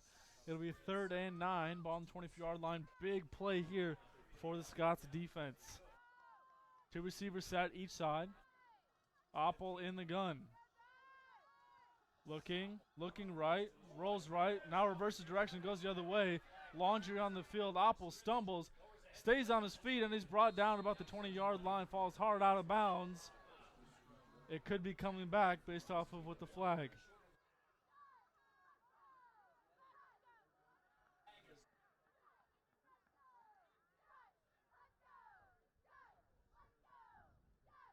Waiting for the call from our official this afternoon.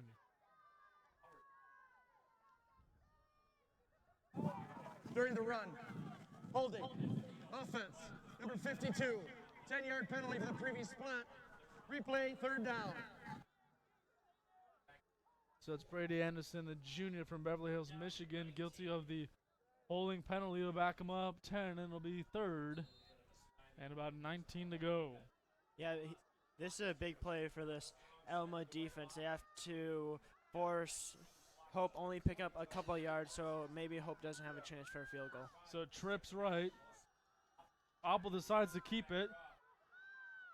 Gets past the 2nd level and gets close to the original line of scrimmage. That'll be 4th and about 10. Great initial fill by the Alma defense. The linebacker came up and made a pretty big hit on Opple. He just kept moving, and you got to wrap him up. That is the mental error in this game. You got to make the play when it's there rather than get them into a situation where now they can actually attempt a field goal.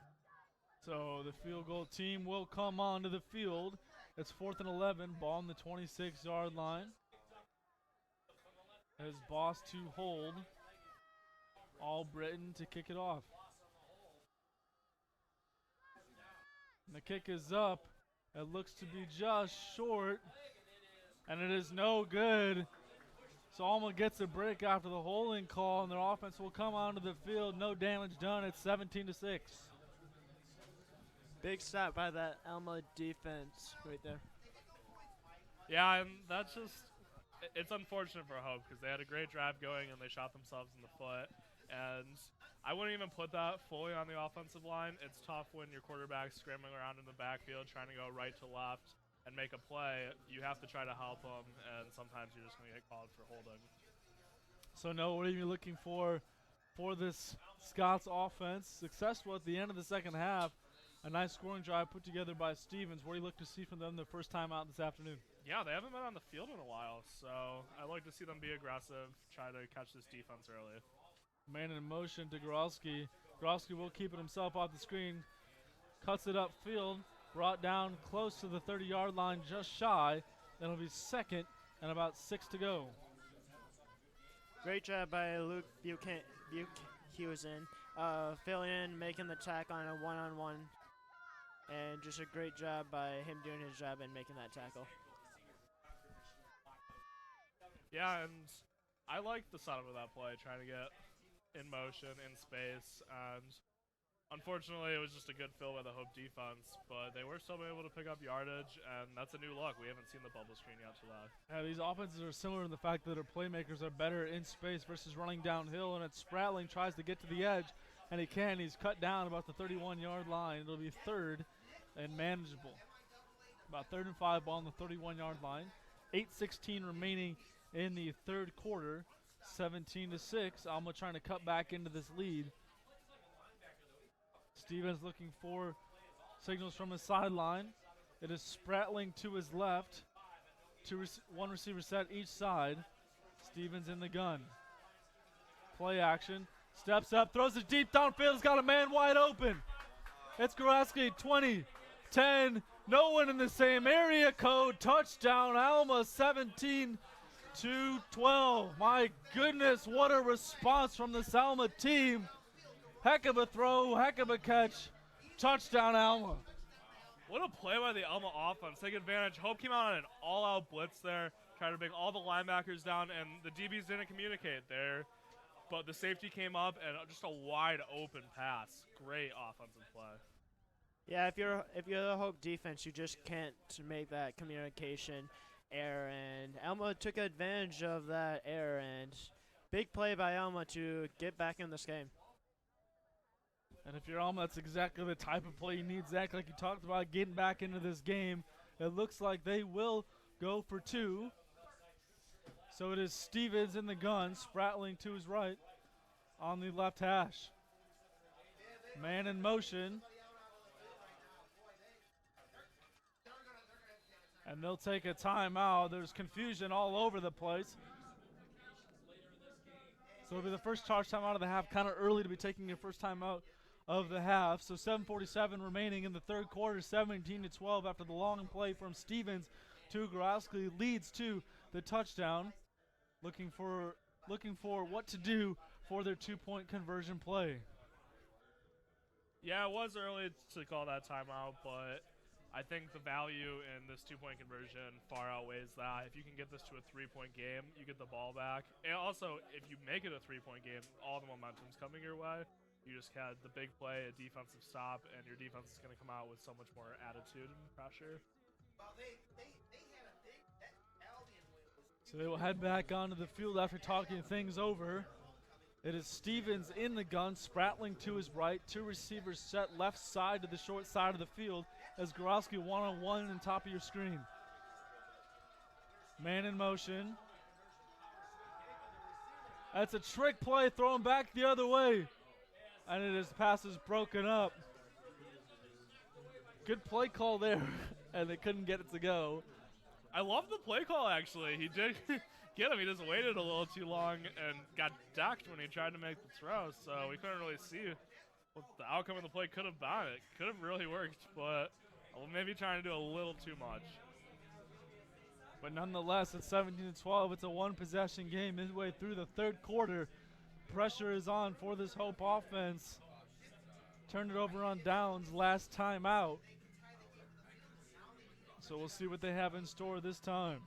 This drive brought to you by Shoreline Orthopedics, doing the most good. So they will kick it off, 7:47 remaining.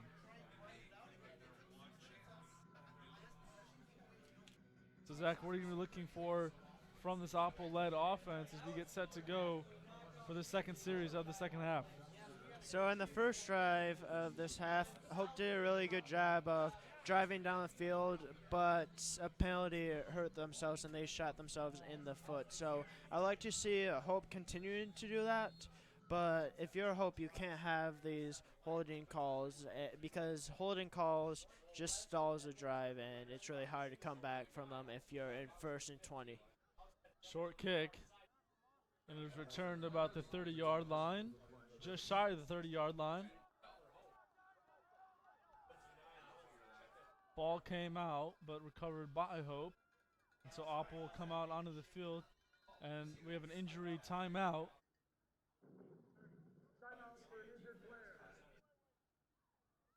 And it is Amari Hardy, a huge loss for this team if he's out. So the trainers attending to Hardy. 7:40 remaining in the third quarter. Hope with a 17-12 lead. It'll be 1st and 10, ball on the 30-yard line. And then for the Scots defense, what do you think they're going to have to do to come out and put pressure on this offense? Well, they were able to do so last drive, and I think they have to continue dialing up pressure, try to get into the backfield, try to give Hope different looks. They were able to do so earlier in the game. Not just lining up in your simple 3-3 defense. Your DBs are going to have to be a little more aggressive than they were in the first half. They definitely played soft, and that's by design to try to not give up a big play from the Hope passing attack. But once you're down and you got to make some plays, so I'd like to see them kilter that a little bit. And so for those of you just joining us, Hope up 17-12 midway through the third quarter. Oppo had scored twice in the first half on a quarterback keeper and then on a trick play to end the first half. And then for the Scots side, Stevens kept on the quarterback keeper, scored towards the end of the first half, and then just scored here on a long pass to Grosky. Safeties came up and threw it over the top. No one was in the same area code, and they scored the touchdown midway through the third quarter. No, you've kind of alluded to this several times throughout this game. You referred to the defense cat and mousing. If you want to explain to our viewers back home kind of what that means, and just kind of help them understand kind of what's going on within the defensive schemes. So when you run a speed option or any type of option play, it's the role of the D-end or outside player to come up and make the quarterback make a decision. So when that happens, good run stop by the Alma defense. But when that happens, Hope or whoever's on the defensive end of the ball has to try to drive the quarterback inside to where he has a lot more hats on the defensive side of the ball and try to prevent them from getting outside, because if you get outside, that's an athlete in space. That's not what you want. Also, if you cat and mouse it, you do have an opportunity to make a play on a pitch if it were to happen. And it just changes that dynamic of the play, and it's exactly how you're supposed to play it. Many thanks to Noah Russo, a former Dutchman football player himself, bringing the latest insight and just overall knowledge to this broadcast, and couldn't do it without him, so many thanks to him. Oppo keeps it. Plenty of room to work. Gets a block, and he falls down shy of midfield about the 45-yard line. It'll be 1st and 10. Great job by Mason Apple right there of staying patient and seeing that no one was open, so he took off and picked up the first down.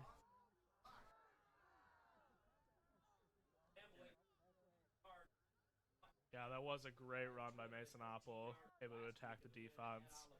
And I like to see the linebackers try to get a little more involved, make some plays. They've been exposed to, as we've seen. So 2 receivers set, right side, Apple in the gun. It's Mellon set to his right.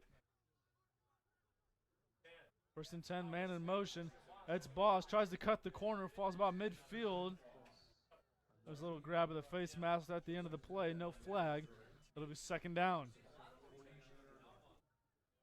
Yeah, you're seeing this Hope offense continuing to try to get the ball to outside, and it's been working for this Hope offense all game. So I'd like to maybe see Hope maybe try to go run up the middle because Alma's defense might not expect to run up the middle here.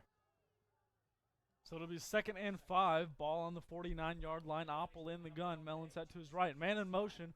It's Boss. Oppel decides to keep it. Plenty of room to work. Spins his way down to the 38-yard line for a first down. So Oppel, a little fancy footwork himself, leads to a Hope first down. 5:27 remaining in the third quarter. 17-12. Great play call there by Coach Hawkins. Alma's defense has been sliding over a little bit more with that play with the jet sweep, and Mason Apple just doesn't give the ball to a jet sweep and finds an open hole in the middle of the defense. So 2 receivers set each side. Oppel in the gun. Man in motion. It's Boss again. Misdirection. Oppel looking for him to work. Flush to his left. Dumps it off to Boss. Boss can't get past the first guy, and he is tackled at about the 36-yard line. It'll be third down. Second down, excuse me. And that was just great open field tackling. Boss isn't really the kind of guy that you expect to get tackled by the first guy coming up, but he's able to grab a hold of that ankle and drag him down. That's pretty textbook. So it'll be 2nd down and 7. Ball on the 36-yard line. This is kind of right where they were last time when they had a holding call that bumped him back. It'll be looking for either Mellon on the play action or Boss. Man in motion, it is Boss. Oppel keeps it, looks towards the middle of the field. It's Boss caught over the middle for a short gain. It'll be 3rd and short. You've seen them kind of go more to those RPOs as of late, like you talked about, with the guy in motion to be able to hit the short guy over the middle of the field. Something that's kind of textbook in this offense, giving Oppel the room to decide and make those decisions. Yeah, I love that play call because Oppel himself is an athlete. He's got some great running backs around him, and it just puts the linebackers in such a hard position, or the safeties, that they have to commit to one, and if you time it up right, you can definitely hit the other for a big gain. 3rd and 4, 2 receivers set each side. Big third down play coming. Man in motion. Oppel with the fake, keeps it. Laundry on the field. Oppel is wrapped up by a swarm of Scots, just shy of the first down marker, and it looks like this one's coming back. We'll see from our official on the field.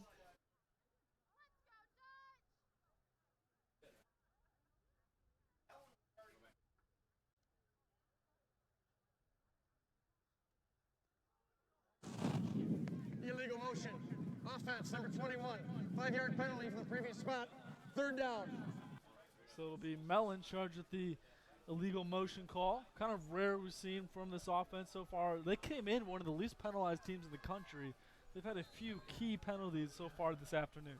Yeah, if you're the Hope offense, you just can't make these mistakes because if you don't pick up the first down here, you're going to have to punt this, and it might have been in field goal range if they didn't make that penalty. So this could be a huge 3rd down.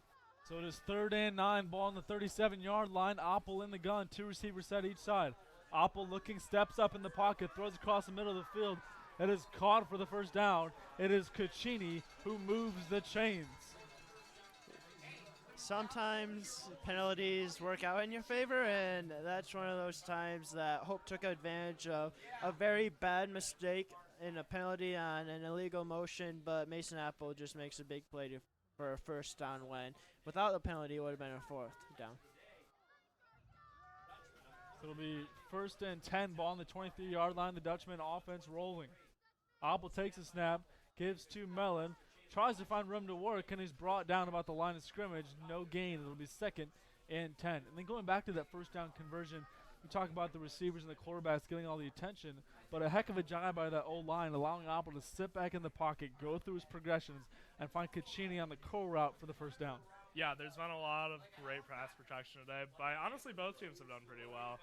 And when we look at it in terms of the receivers, did a great job driving the wide receiver down the field to try to draw the defenders, and then Caccini, who might have been more of an X receiver, does a good job sitting down in the zone, a digger curl route, and was able to make a great play. Also, finally we see some pressure from the Alma D line, able to get into the backfield. Apple does a good job getting it away, almost makes a play out of it. And it's going to lead to a 3rd and long.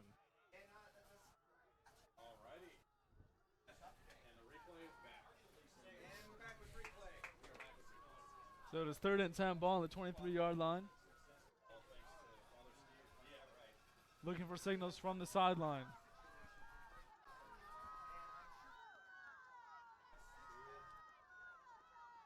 .147 remaining in the 3rd quarter.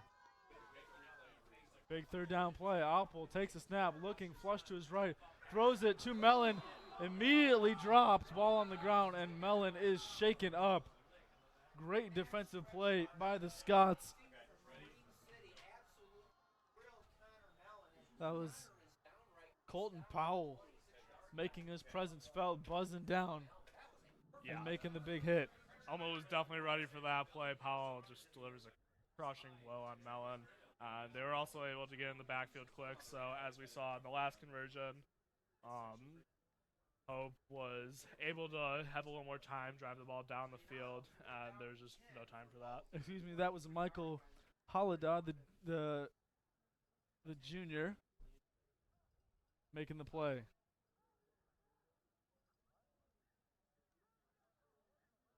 Holiday, excuse me. Many thanks to the great production team we have here at Hope College. Letting me know. I'm good at pronunciating names. So that's one of those things we look at going back to that play. I think it also comes down to the quarterback seeing that corner buzzing down, not knowing if you should be able to make that throw or not. But I think that goes down to the quarterback's fault, really knowing maybe you should have taken a step up and ran, trying to pick up some yards instead of putting your receiver in a position where he could be hurt on that play. Yeah, sometimes you get under pressure, you panic a little bit. Apple didn't really have a lane to run, and probably didn't see the DB. He came about 5 yards up real quick, and it was just an unfortunate play. And that was great technique by that corner, using his pad level, making a legal hit, squaring him up in the shoulder. So it is 4th and 10, ball on the 23-yard line. Albritton will kick it off to try and kick a field goal, to try and extend this lead, 17-12. Some extracurricular activity at the line of scrimmage. There's some laundry on the field. This might back them up even more. We'll hear from our official downstairs. Prior to the snap, false start, offense, number 52, 5-yard penalty. Down remains 4. So does false start, courtesy of Hope offensive line. And they're going to send the punt team out after it backs them out of field goal range. Coach Sturzman obviously not comfortable with the field goal in that situation. Austin Harris out to punt. So they're really going to try and pin Alma back at their own goal line. We have to carefully make this sure this isn't a touchback. Austin Harris back to punt. Yeah, like you were talking about earlier, Berjan, Hope doesn't commit many penalties, but it looks like today they're just making mental mistakes. And if you're Hope there, special teams is one of the most important parts of football, and you could have scored 3 points there, and now you're giving the ball back to Alma, which is high on offense. So the short end-over-end kick falls out of bounds about the 7 or 8 yard line, depending on the ball spot. Alma will come back out on the field having scored their last time out on an absolute laser of a throw, and no one was in the same vicinity, and Gorowski scored at 17-12. 1:38 remaining in the 3rd quarter. Fans, make sure to join us every Monday this fall at the H Club Coaches Luncheon at the campus of Hope College. Hear from Hope coaches, including head football coach Peter Sturzma. Throughout the season, this Monday's event at Moss Auditorium begins at noon. Cost is only $11 per person. Join us for the H Club Coaches Luncheon every Monday at noon. Bring you back to play. Stevens handoff to Solomon. No gain, buried at the line of scrimmage. It'll be 2nd and 10. Great fill by that Hope defense of allowing Alma to not get much running room. So great job by that defense. Yeah, there was no room to work with. Tried to run a zone type of run, and every gap was filled. Approaching a minute remaining in the 3rd quarter, 2nd and 10 to go. Stevens, play action in his own end zone, being chased, throws it towards his own bench, following his own end zone. And it'll be 3rd and long. Great job by that Hope secondary of staying with their man and learning from their mistake last time. And great job by that pressure as well, causing Stevens to throw the ball away. And this is a huge 3rd down for this Hope defense. Big 3rd down play here. 3rd down and 11. Stevens looking for signals from his own sideline. 1 receiver set one side, and 1 receiver set on the bottom side of your screen. Spratling, play action. Hit as he throws. Almost came down with the one-handed catch. Was Gorowski, but it'll be 4th down. And Stevens was absolutely drilled. You gotta admit though, Stevens is staying in the pocket as late as he could, because Jake Babb was coming down on him, and almost a great catch by the wide receiver. But great job by that Hope defense of making Alma go a 3 and out. Yeah, that was a great effort. And something that might have gotten missed a little bit coming on the left side, it looked like there was a little bit of holding in the end zone, which, as we know, is an automatic safety. So Alma's a little bit fortunate in this situation to just have to punt. Clemens to punt from the back of his own end zone. Punt is up and away, end over end. Takes a Hope bounce out of bounds at about the 35-yard line, where the Oppo-led offense will take over. 43.7 ticks remaining in the 3rd quarter. That's a 1-possession game. This drive is so crucial for this offense, trying to distance themselves and make this a 2-possession game. Meanwhile, on the defensive side of the ball, what do the Scots have to do to keep the Dutchman out of the end zone? Well, I mean, Alma must be exhausted right now. I think their offense, since they've had a big play, and I think that 3 and out lasted about 35 seconds of this game, they've been on the field the rest of the second half, and they're going to have to maybe try to network some new guys, get them in the game, try to find additional pass rushers, and hunker down, try to get to the 4th quarter. So it'll be 1st and 10, ball on the 35-yard line. Opple in the gun. It's Houston in the game. Haven't seen him for a while. Set left side. Play action, and Opple keeps it. Falls forward for about 5 yards. It'll be 2nd and about 5. Great job by Mason Apple to read the defense, and he saw right away there was a hole opening, so he takes it himself and picks up a good 5 to 6 yards. So great job by Mason Apple. 2 receivers set right side.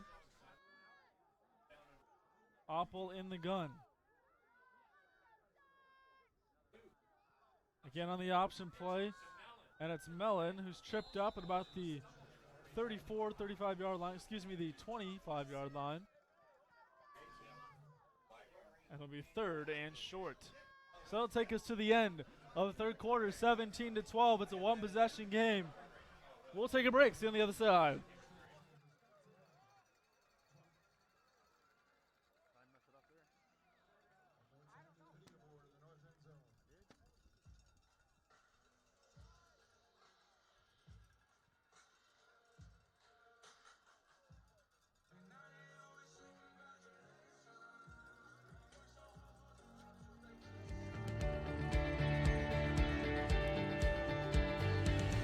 When you're more than a manager, you're not just saying, wow, you came in, thanks for coming in, and this is what your investment did. It's so much more than that. There's so much more going on in their lives than just these investments, and it's good to understand that totality so that you can say, well, I know there's a better way of doing this, or I have a resource. I know, there's some other resources that we can help you with here. So it's not just financial planning. It's serving people. It's serving people and loving on people, and that's very joyful. Welcome back into Ray and Stu Smith Stadium as the 4th quarter is about to start with your Hope Flying Dutchman leading 17-12 against Alma. Opple in the gun, decides to keep it himself, reaches the 2nd level, still on his feet, bulldozing his way to the 20-yard line, is finally brought down. It'll be 1st and 10.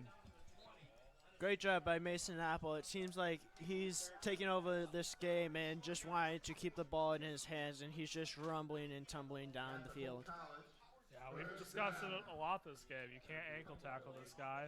You're going to have to hit him more in the thigh pads. And Overall, Hope's O-line's just playing downhill right now. Not much success, but So it'll be first and 10, ball on the 20-yard line. Oppel in the gun, gives to Mellon, and that hole is closed up quickly as he's cut down just as soon as he got the ball at the 20-yard line. No gain. Great fill by number 17, Gage Nelson. He just closed that hole. It looked like there was a huge hole, but Gage did a great job of filling that hole and allowing for a minimum gain. It'll be second and 9, ball on the 19-yard line. And Nelson's been super physical all day. He's definitely been the guy who physically matches up with this Hope offense, able to come down and make a lot more plays than the other DBs. Two receivers set, right side. Oppel in the gun. It's Mellon in the pistol right behind him. Stretch play goes Mellon to the right. And he's met immediately by the Scott defense. He falls forward for minimal yards. It'll be third and 9. Excuse me, it'll be about third and about 7. And the official ruling is third and 8. There we go, third time's the charm. Speaking of third time's the charm, it is third down. Just finishing the third quarter. 13:25 remaining in the fourth quarter. It's a 5-point narrow lead for this Hope team.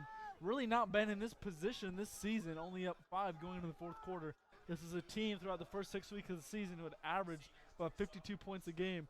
Not so much so this afternoon, but Noah, you alluded to in the pregame that Alma's one of those teams that plays well defensively. It's going to keep Hope on their toes. And it's Luke Beckler who gets the reception and falls out of bounds at about the close to the 4-yard line. Huge first down pick. That would be first and goal. After a couple of weeks ago of Beckheeler making that one-handed grab, it seems like Hope is starting to go to him more in passing. It looks like he's pretty sure-handed, and it's great to have an H-back where you can throw the ball because it's just another player that the defense has to deal with. So Houston pistol set behind Oppel.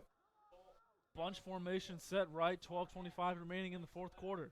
Man in motion, and they give to Houston, who runs in for the second effort, waiting for the call. He's in for the touchdown. Houston scores and gives a little bit of insurance for this Hope offense. Touchdown, Hope College. Huge drive from that offense right there. Absolutely devastating for this Alma Scots defense. Even though there's still a lot of time left, that was an absolutely huge drive and a must-needed score for your Hope Flying Dutchman. Albritton on the kick the PAT. Missed his last time out. They went for 2 and converted. See what they have in store here. Albritton with the kick. It is plenty of leg, and it is good. So it's 24-12. We talk about Alma needing to respond. We'll see what they do when they come back out on offense. Third quarter stats brought to you by Simpatica Coffee. Coffee that's brewed fresh daily. Coffee, Zach, that's Simpatico. With you, Ryan Stevens through the 8th. 8 for 15, 170 yards in the touchdown. Mason Oppel, 15 for 23, 156 yards. No touchdowns, no interceptions, although 2 on the ground. Rushing for the Scots, Spratlin the main back, 6 attempts on 16 yards, averaging 2.6 yards per carry. His longest was 5 yards, and then rushing for the Dutchman, it's Connor Mellon, 9 attempts, 42 yards. His longest was 14, and it's Oppel on the ground, 17 attempts, 78 yards, and 2 touchdowns. And breaking news, your Hope Women's Flying Dutch won MIAA cross country, so congratulations to them on winning the MIAA. Great to see Hope program succeeding all over this campus, all over, and the kick is end over end into the end zone for the first touchback of the afternoon, and the Scots will come back on offense. 12:19 remaining in the fourth quarter, 24-12. Hope starting to distance themselves, but however, they do need a stop. This timeout does not allow Alma to get back into it. Yeah, Hope definitely needs to stop, and on the other way around, Alma is getting to a point where you're going to need to score. Yeah, definitely, Zach. It's time for Alma to have a sense of urgency, try to get down the field. They haven't had any consistent offenses. They've had the one big play and pretty much nothing since or otherwise. So it's time to see them put a drive together and try to get down the field. So Stevens in the gun. Solomon. Stevens' pass is tipped, and it is intercepted by the Hope defense. So talk about needing to respond. They do exactly the opposite. Turn it over. Defensive line got a paw on it. And Hope offense will take over. What a play. Absolutely huge play from Joe Romano. He got some pressure, got his hands up, and he tips it in. It's a huge interception for this Hope defense, and it's absolutely devastating for Alma's Ryan Stevens because he's played well this game, but you just can't make that error. And incredible concentration. I think that was Decker that maybe had the interception, and that is not an easy catch. Purnell gets a good piece of it, and it's fluttering to the ground. Great job getting under it. Almost converting on that proverbial tip drill and securing the turnover, so the offense will head back out on the field. 1st and 10, ball on the 30-yard line. Great starting field position for this Hope offense. Man in motion, it's Boston, the jet sweep. Alba decides to keep it himself, bulldozes his way forward for minimal gain. Gain of about 2, it'll be 2nd down. Yeah, it seems like Hope is just starting to give the ball to Mason Apple, and he's just been so good this year of keeping the ball and making smart decisions, and I think it's a great choice to just give your quarterback, the senior that's led this team all year, just give him the ball and let him make plays. So 11 minutes and change remaining in the 4th quarter. 2 receivers set right side, Apple in the gun. Houston pistol set. Caccini, the lone receiver, man in motion. It's Boss. The give is to Houston. Plenty of room to work. He bulldozes his way forward for a 1st down and more, and the chains will continue to move.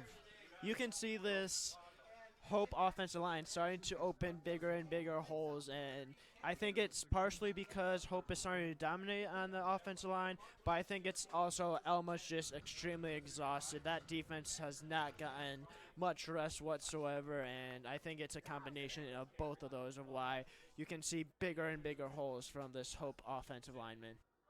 Yeah, and if you're on this Alma defense right now, you want to find where Beckler is. If he's on the inside, it's probably going to be an interior run, as we're seeing right here. And the give is to Houston. Leaps over a tackler, and it is brought down. He stood up, actually, at about the 25-yard line. The 15-yard line, excuse me. And it'll be 2nd down. Yeah, that's definitely a great note that you said, Noah. Wherever Beckler is, it seems like that is exactly where Hope is running, and it seems like when he fills a hole, that's exactly where it's going, and he's done a great job of doing that and allowing these holes to get big. Right, so when he lines up on the outside, you're probably looking more to an outside run, or as we see right here, he looks a little bit more stacked on Tim Ivory, or inside it looks to be more of an interior run. Snap to Apple. Give us to Houston. Noah, as you just said, moves his way forward, close to the 1st down marker. He's going to be close, waiting for a call from the official. He'll be just short. It'll be 3rd down. Yeah, that's definitely very frustrating for this Alma defense. It seems like you got Kenny Houston staff, but he just keeps using his feet, just picks up a couple more yards, and it's really hard to stop running back when he gets lower than you. He's also got that low center of gravity, Zach, able to bulldoze his way forward and win the line of scrimmage. Apple in the gun, 2 receivers set left side. Takes a snap, decides to keep it himself. Pushes his way forward, plenty of room past the goal line. Waiting for the call. Is he in? They're going to say he's short of the goal line. It looks like he got in. It'll be an official's timeout. And here's a replay from Mason Apple's run. But it looked like Mason Apple basically just pushed his own man out of the way, and he just stumbled down the yard and got to the 1-yard line. So great run by Mason Apple. So 1st and goal, ball on the 1-yard line. 9 minutes and change remaining in this 4th quarter. It's Apple in the gun, and Houston set to the right. Watch for a quarterback keeper. He will. Apple leaps over the pile, and he scores. Touchdown, Hope College on the quarterback keeper by Mason Apple. He'll extend this lead. It'll be 30-12. It seems like every single time Hope is on the 1-yard line, you can expect Mason Apple to run the ball straight up the middle, and he just leaps over the pile and gets into a touchdown. And That was a drive that was pretty much just won in the weight room over the offseason. We just saw Hope run it up the middle, over and over. It didn't matter who it was, Houston or Apple.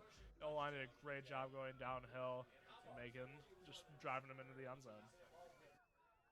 Yeah, absolutely. It looks like Hope, like you were talking about, Noah, it looks like Hope is just absolutely just pounding this Alma defense. And it definitely starts with the weight room in the off season, and Hope's just absolutely dominating now and starting to open the door for maybe a chance at winning conference.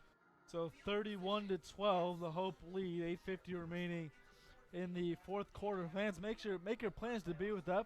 Make your plans, to be with us in the upcoming home sporting events Tuesday and Wednesday. The women's and men's soccer team host the NCAA tournament semifinal at Van Andel Soccer Stadium, and then Friday, men's basketball kicks things off. They'll host Ripon College from Wisconsin at DeVos Fieldhouse. Zach Tyson and Noah Russo will be on the call for that, and then Wednesday, November 13th, the men's basketball team hosts Benedictine at DeVos. Make your plans to be with us or join us on the broadcast. Noah, Zach, and I will be on the call for that as well. And then Friday, November 15th, 2 weeks from now, women's basketball team will host Finlandia at the DeVos Fieldhouse at 7:30 p.m. Plenty of Hope sports action coming your way. For more information, visit www.hope.edu/athletics. So the fair catch called. It'll be 31-12, the Hope lead. 8:51 remaining in the fourth quarter.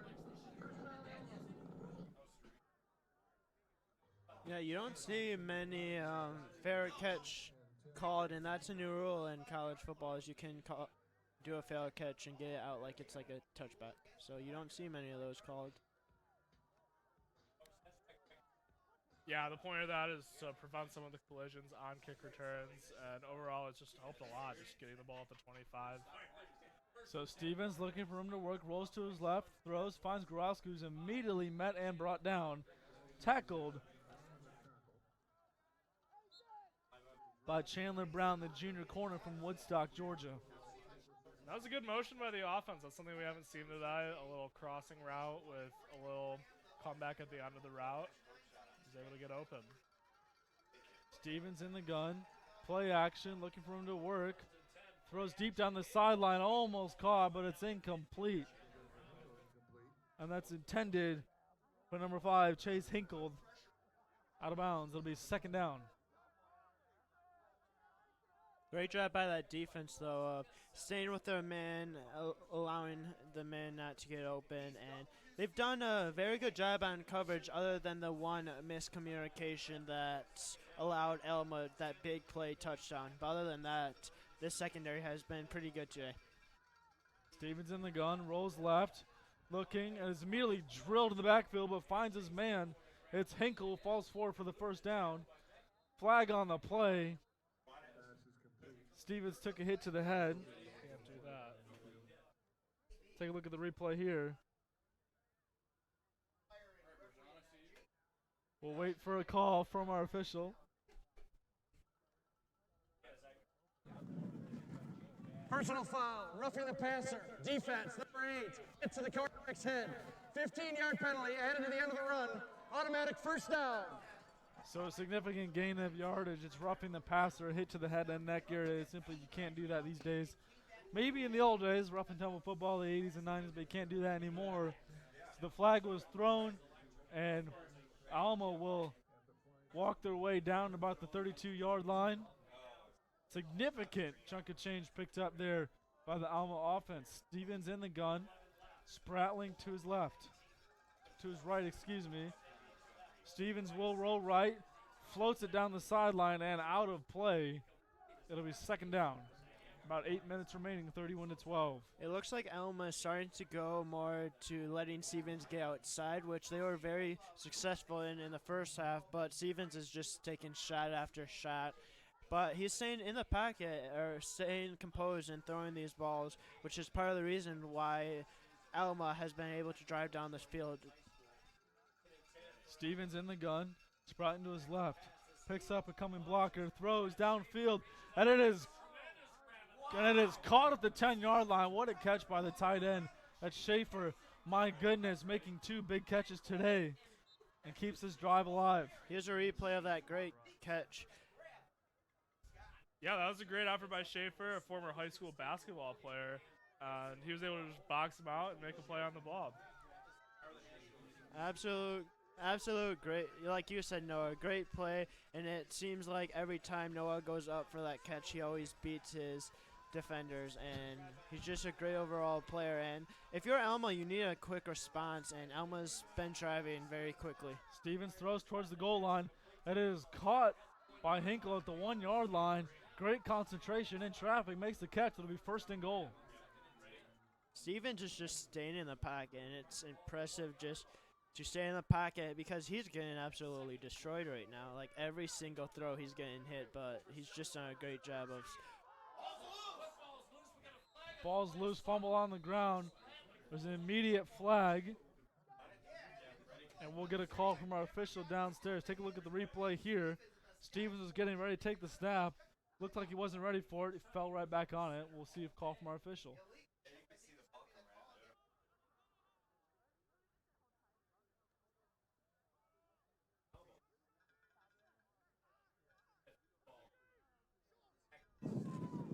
Illegal shift. Offense number 25. 5-yard penalty. Replay second down. Goes a legal shift courtesy of the Alma offense. They'll back him up 5 yards. Replay second down. So it'll be 2nd and 6. Ball on the 6-yard line. One of the hardest things in football is to score a touchdown from the 5 in. It really limits your play calling, and that mistake by Alma could hurt them. Gorowski in motion, and he gets it on the jet sweep. Cuts upfield, looking for room to work. Brought down about the 3-yard line. Nice piece of running there. It'll be 3rd and goal to go at about the 2-yard line. Yeah, the play call worked a little bit, but I would have liked them to go back to maybe using a slant or something, maybe fake that jet action, because they definitely have been using those big bodies pretty well in this drive. So 3rd and 3. Stevens take the snaps. Give to Spratling. Works his way towards the goal line. And it looks like he's going to be just short.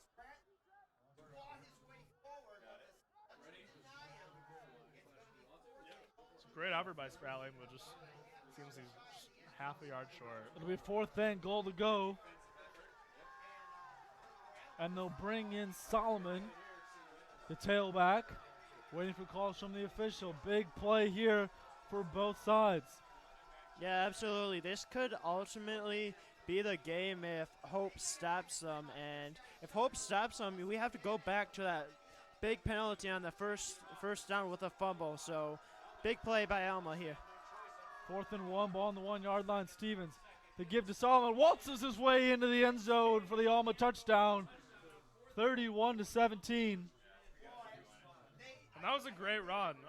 He found his hole, and the Hope linebackers did come down, almost had a play, but they might have gone a little too deep into the backfield by the point it got handed off. They almost looked like they were expecting more of a quarterback run, and he was able to squirm through there for a touchdown. You saw in the replay they crashed in the B gap over the nose tackle, and there was room on the outside for Solomon to work, and he did just that. So Alma keeping things interesting on this Saturday afternoon, first Saturday of November. It's 31-18. And it looks like they will go for 2. 3 receivers set right side. Stevens in the gun. It's Solomon who's left. Stevens rolls right. Finds his receiver. He was intended for Gorowski. No pass interference. Ball drops on the ground. It's incomplete. So 31-18 remains the score with 5:30 remaining in the 4th quarter. If you're the Scots, though, you have to catch that ball no matter what happens. And because if you catch that ball, you're only down 11, but now being down 13 makes it that much harder for this Scots to make a comeback in this game. Yeah, that was unfortunate. The kicking game just has continued to struggle for them today, so they've had to go for it. And they're still going to be down 2 scores. Now you need 2 touchdowns regardless. So fans, next week, Hope will travel to Kalamazoo. That kickoff at 1 p.m. And then we'll come back Saturday, November 16th against Adrian for Senior Day. Make your plans to be with us. And I will be on the call as well with Zach Tice and Noah Russo, which could be a clinching weekend for the MIAA for the first time in a long time that Hope has been relevant at the top of the MIAA. looking to punch its ticket to the postseason, but first they got to take care of business this afternoon. Yeah, if Hope win, like you were talking about, Berjan, if Hope wins this weekend, Hope can clinch the MIAA next week against Kalamazoo, and that will be the first MIAA championship since 2007. It's been 12 years since Hope has won an MIAA championship, so this would be an absolutely huge win if Hope can pull this off. Alma to attempt the onside kick, and the kick is way up into the air. It's bouncing, it is caught. Ball's on the ground, and it is caught by Mellon, who recovers the football. And Hope will take over on offense. A scare there, courtesy of the onside kick, but Hope able to maintain possession, and the offense will come out onto the field. Great second effort by the Scots. That was a great call. And that's exactly what you want to do on that play. You want to try to get it up in the air so that your defenders can come and make a hit on the guy trying to catch the ball. They were able to spring it free. Unfortunately, there's a little out of position, and Hope is ready for it. Good job by Mellon. So Alma needs a quick 3 and out. They still have 2 timeouts left. So they're still in this game, but they need a quick 3 and out and then a quick score. We've seen crazier things happen this season. 5:26 remaining in the fourth quarter. Oppel in the gun.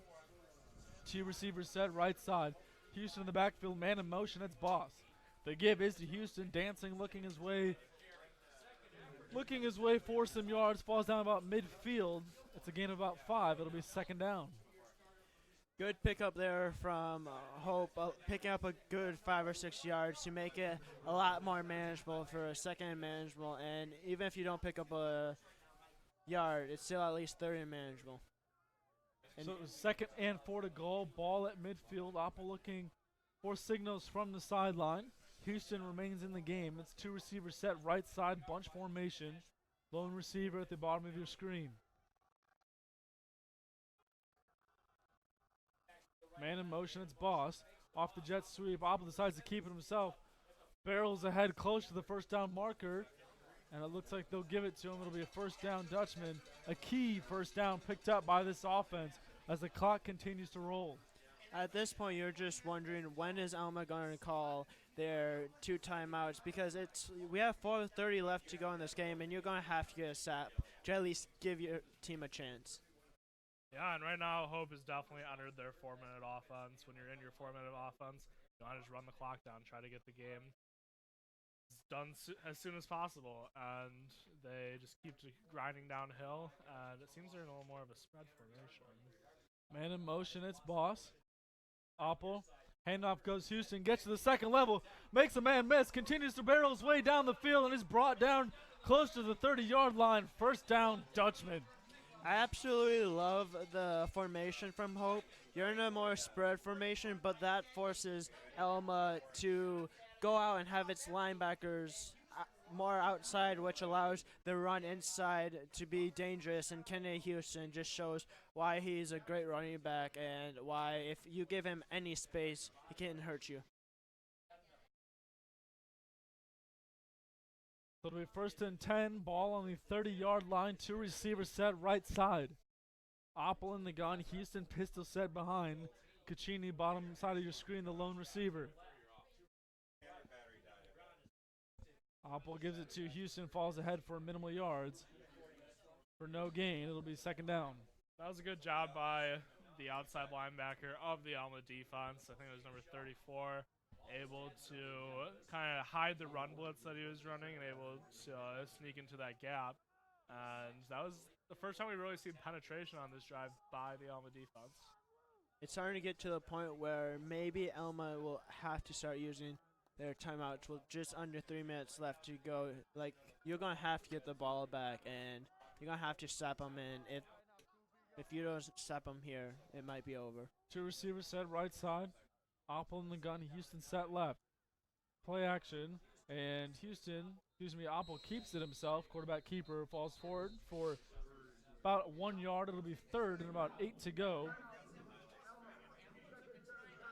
And Alma decides to take a timeout. Yeah, and as you said, Zach, you're going to have to try to get the ball back at some point. Good time to use that first timeout. And as we know in college, that there is no 2-minute warning, so they only have one more opportunity to stop the clock this game, aside from first downs. And this is going to be a pretty crucial down for this Alma defense. Yeah, absolutely. And if we look back in the earlier in the fourth quarter, remember Alma used that timeout for that second, so for the 2-point conversion. And using that timeout, even though it might have not seemed big at the time, it's huge at this point in time because it allowed Hope to use a clock more. Fans, this is the 98th meeting between the two teams. Hope leads the all-time series, which dates back to 1919, 61-32 and 4. So definitely had the upper hand throughout the past century. But what matters now is the score on the field. It's 31-18, 2:29 remaining in the fourth quarter. Up on the gun, Houston set right, 2 receivers set right side. Apple, and it is sacked and brought down for the first time this afternoon. That's exactly what you needed. They ran a double A-gap blitz, kind of a wheel with plug called, and when that happens, they both go through the same gap. The center can only choose one of them, and the other one's able to kind of sneak through unprotected and made a great play. Yeah, definitely a great call by that Alma defense, but I think it's also a great job by Mason Apple of not throwing the ball into coverage where there could be an incompletion, because if you do that and you get an incompletion, it stops the clock, which allows Alma to keep its one timeout. So basically, Mason Apple taking that sack forces Alma to take its final timeout. 4th and 16, ball on the 36-yard line. Hope to punt. That was Zeke Ramirez, his first sack of the afternoon. 2:22 remaining in the fourth quarter. This game all but over, but not quite yet. At this point, Alma might try to send everyone to try to get a black field goal, black punt here. And if they do send everyone, watch out for either a black or maybe a roughing or running into a kicker. Alma needs to be smart here. Chilly and blustery Saturday afternoon, but plenty of fans came out to support this winning football team this afternoon. Austin Harris back to punt, just shy of his 50-yard line.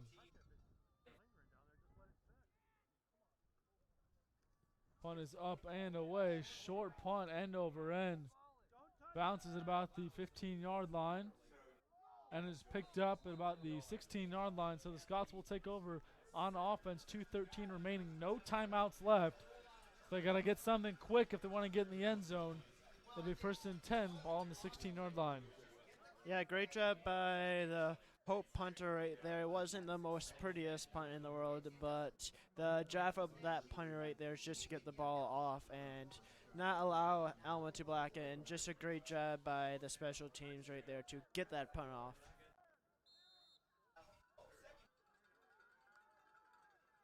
Stevens, pressure, throws across the middle of the field to absolutely nobody. He's lucky that wasn't intercepted. It'll be 2nd down. Looking like miscommunication between his receivers.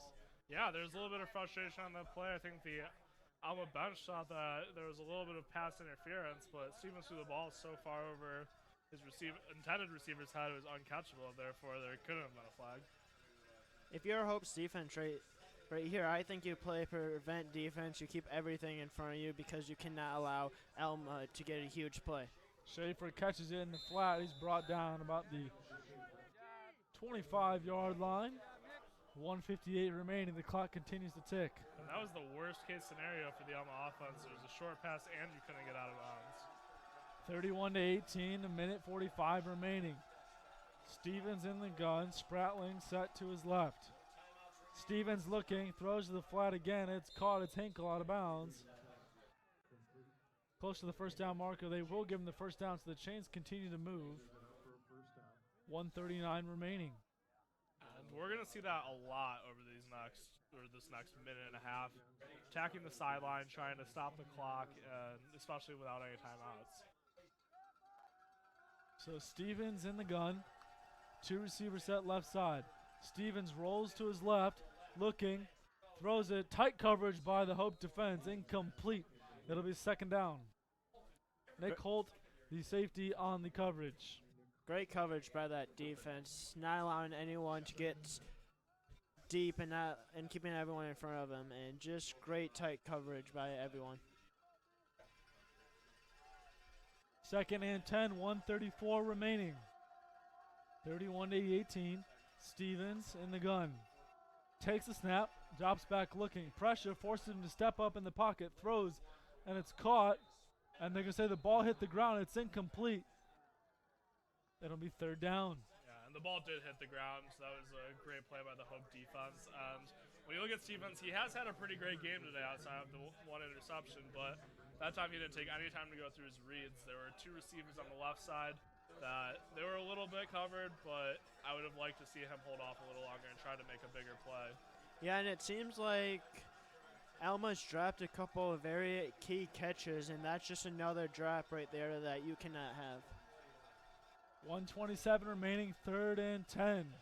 Stevens take the snap, pressure immediately, steps up in the pocket, throws it towards the middle of the field, almost intercepted, ball hits the turf. And it'll be 4th and 10. And it looks like we have a flag, and it could be holding on Alma. Holding. Offense, number 64. That penalty is declined. Result of the play is a 4th down. So there was holding, but Hope will decline the penalty. It'll be 4th down. And this is the game right here. 129 remaining. Huge play for both teams. If you're Alma, this is the play that if you make the first down, you continue your chance to win conference, and if you don't, your conference dreams are over. Stevens looking, throws across the middle of the field. That's caught. It'll be a first down and more. That's Gorowski trying to get out of bounds. He can't. He'll fall just short. That was a great job by Stevens, though. Unfortunately, Gorowski's shaken up after the play. And no, like you said, Gorowski is down on the turf. Came down hard. It'll be an official's timeout. 1:10 remaining. Alma keeps things interesting. They move the chains. On a 4th and 10, they pick up about 15 yards. Gorowski's been absolutely huge today for this Alma Scott's team. It looks like he was always there for them all game, and even though it looks like this will end up being a losing effort from the Alma Scots, you got to at least give them props for Gorowski and Stevens to at least continue to play and make big plays. Yeah, and that injury was unfortunate for Alma because that does require a 10-second runoff because he didn't get out of bounds and they have 0 timeouts. So that was technically a 12-second play. So Stevens in the gun, 2 receivers set right side. 1:09 remaining. Stevens spins, looking, pressure, steps up, and is brought down about the 40-yard line. Nowhere to go with the football. The clock continues to tick. We're under a minute remaining. If you're Alma, you just can't take that sack. Stevens has to throw it away. Stevens in the gun, 2 receivers set right side. Approaching 45 seconds remaining. Stevens looking, steps up, throws it deep downfield. He's got a man just overshot him. Incomplete. It's 3rd and 13. He had him. Hope just did one of the things you're not supposed to do. If you're playing defense, especially this late in the game, you can't let anyone get behind you. And Hope just almost made an absolutely disastrous mistake. Yeah, Coach Ricketts is about to have a very pointed conversation with the defensive backs after this one. But overall, they played well today. 40.7 ticks remaining. It's 3rd and 13. Empty set formation, empty backfield. Stevens in the gun. Looking, throws, it's caught. He did not get out of bounds, says the official. 30 seconds remaining. Not being conservative with the clock at all. Stevens takes a snap, 20 seconds remaining. And he stays on his feet, looking for room to work, throws it deep downfield. He's got a man. It is caught at the 10-yard line. 12.3 seconds remaining. What an incredible job by Stevens doing his best Manziel impression, moving around back there. I thought he was sacked for sure, able to buy some time and make a great throw. How do and the you, clock is ticking. They don't realize that they have to spike the ball, and they do with 3.7 seconds remaining. No clock awareness whatsoever on part of the Alma Scots offense. My goodness, what an ill-timed opportunity for this team. My goodness. both big mistakes from both teams. How in the world on defense do you allow a player to get that open behind you? You're not allowed that. That's not allowed to happen at this point. You can't allow these big plays, and Hope allowed it, but also a huge mistake by Alma. I don't think they realized that the clock was going, and they kind of like jogged up there, and that could ultimately be the reason why Alma would lose. 3.7 seconds remaining, probably the last play of the game. Stevens takes the snap, drops back, looks, throws to the middle of the field. It is caught for a touchdown, but that is to no avail. So the final score is 31-24.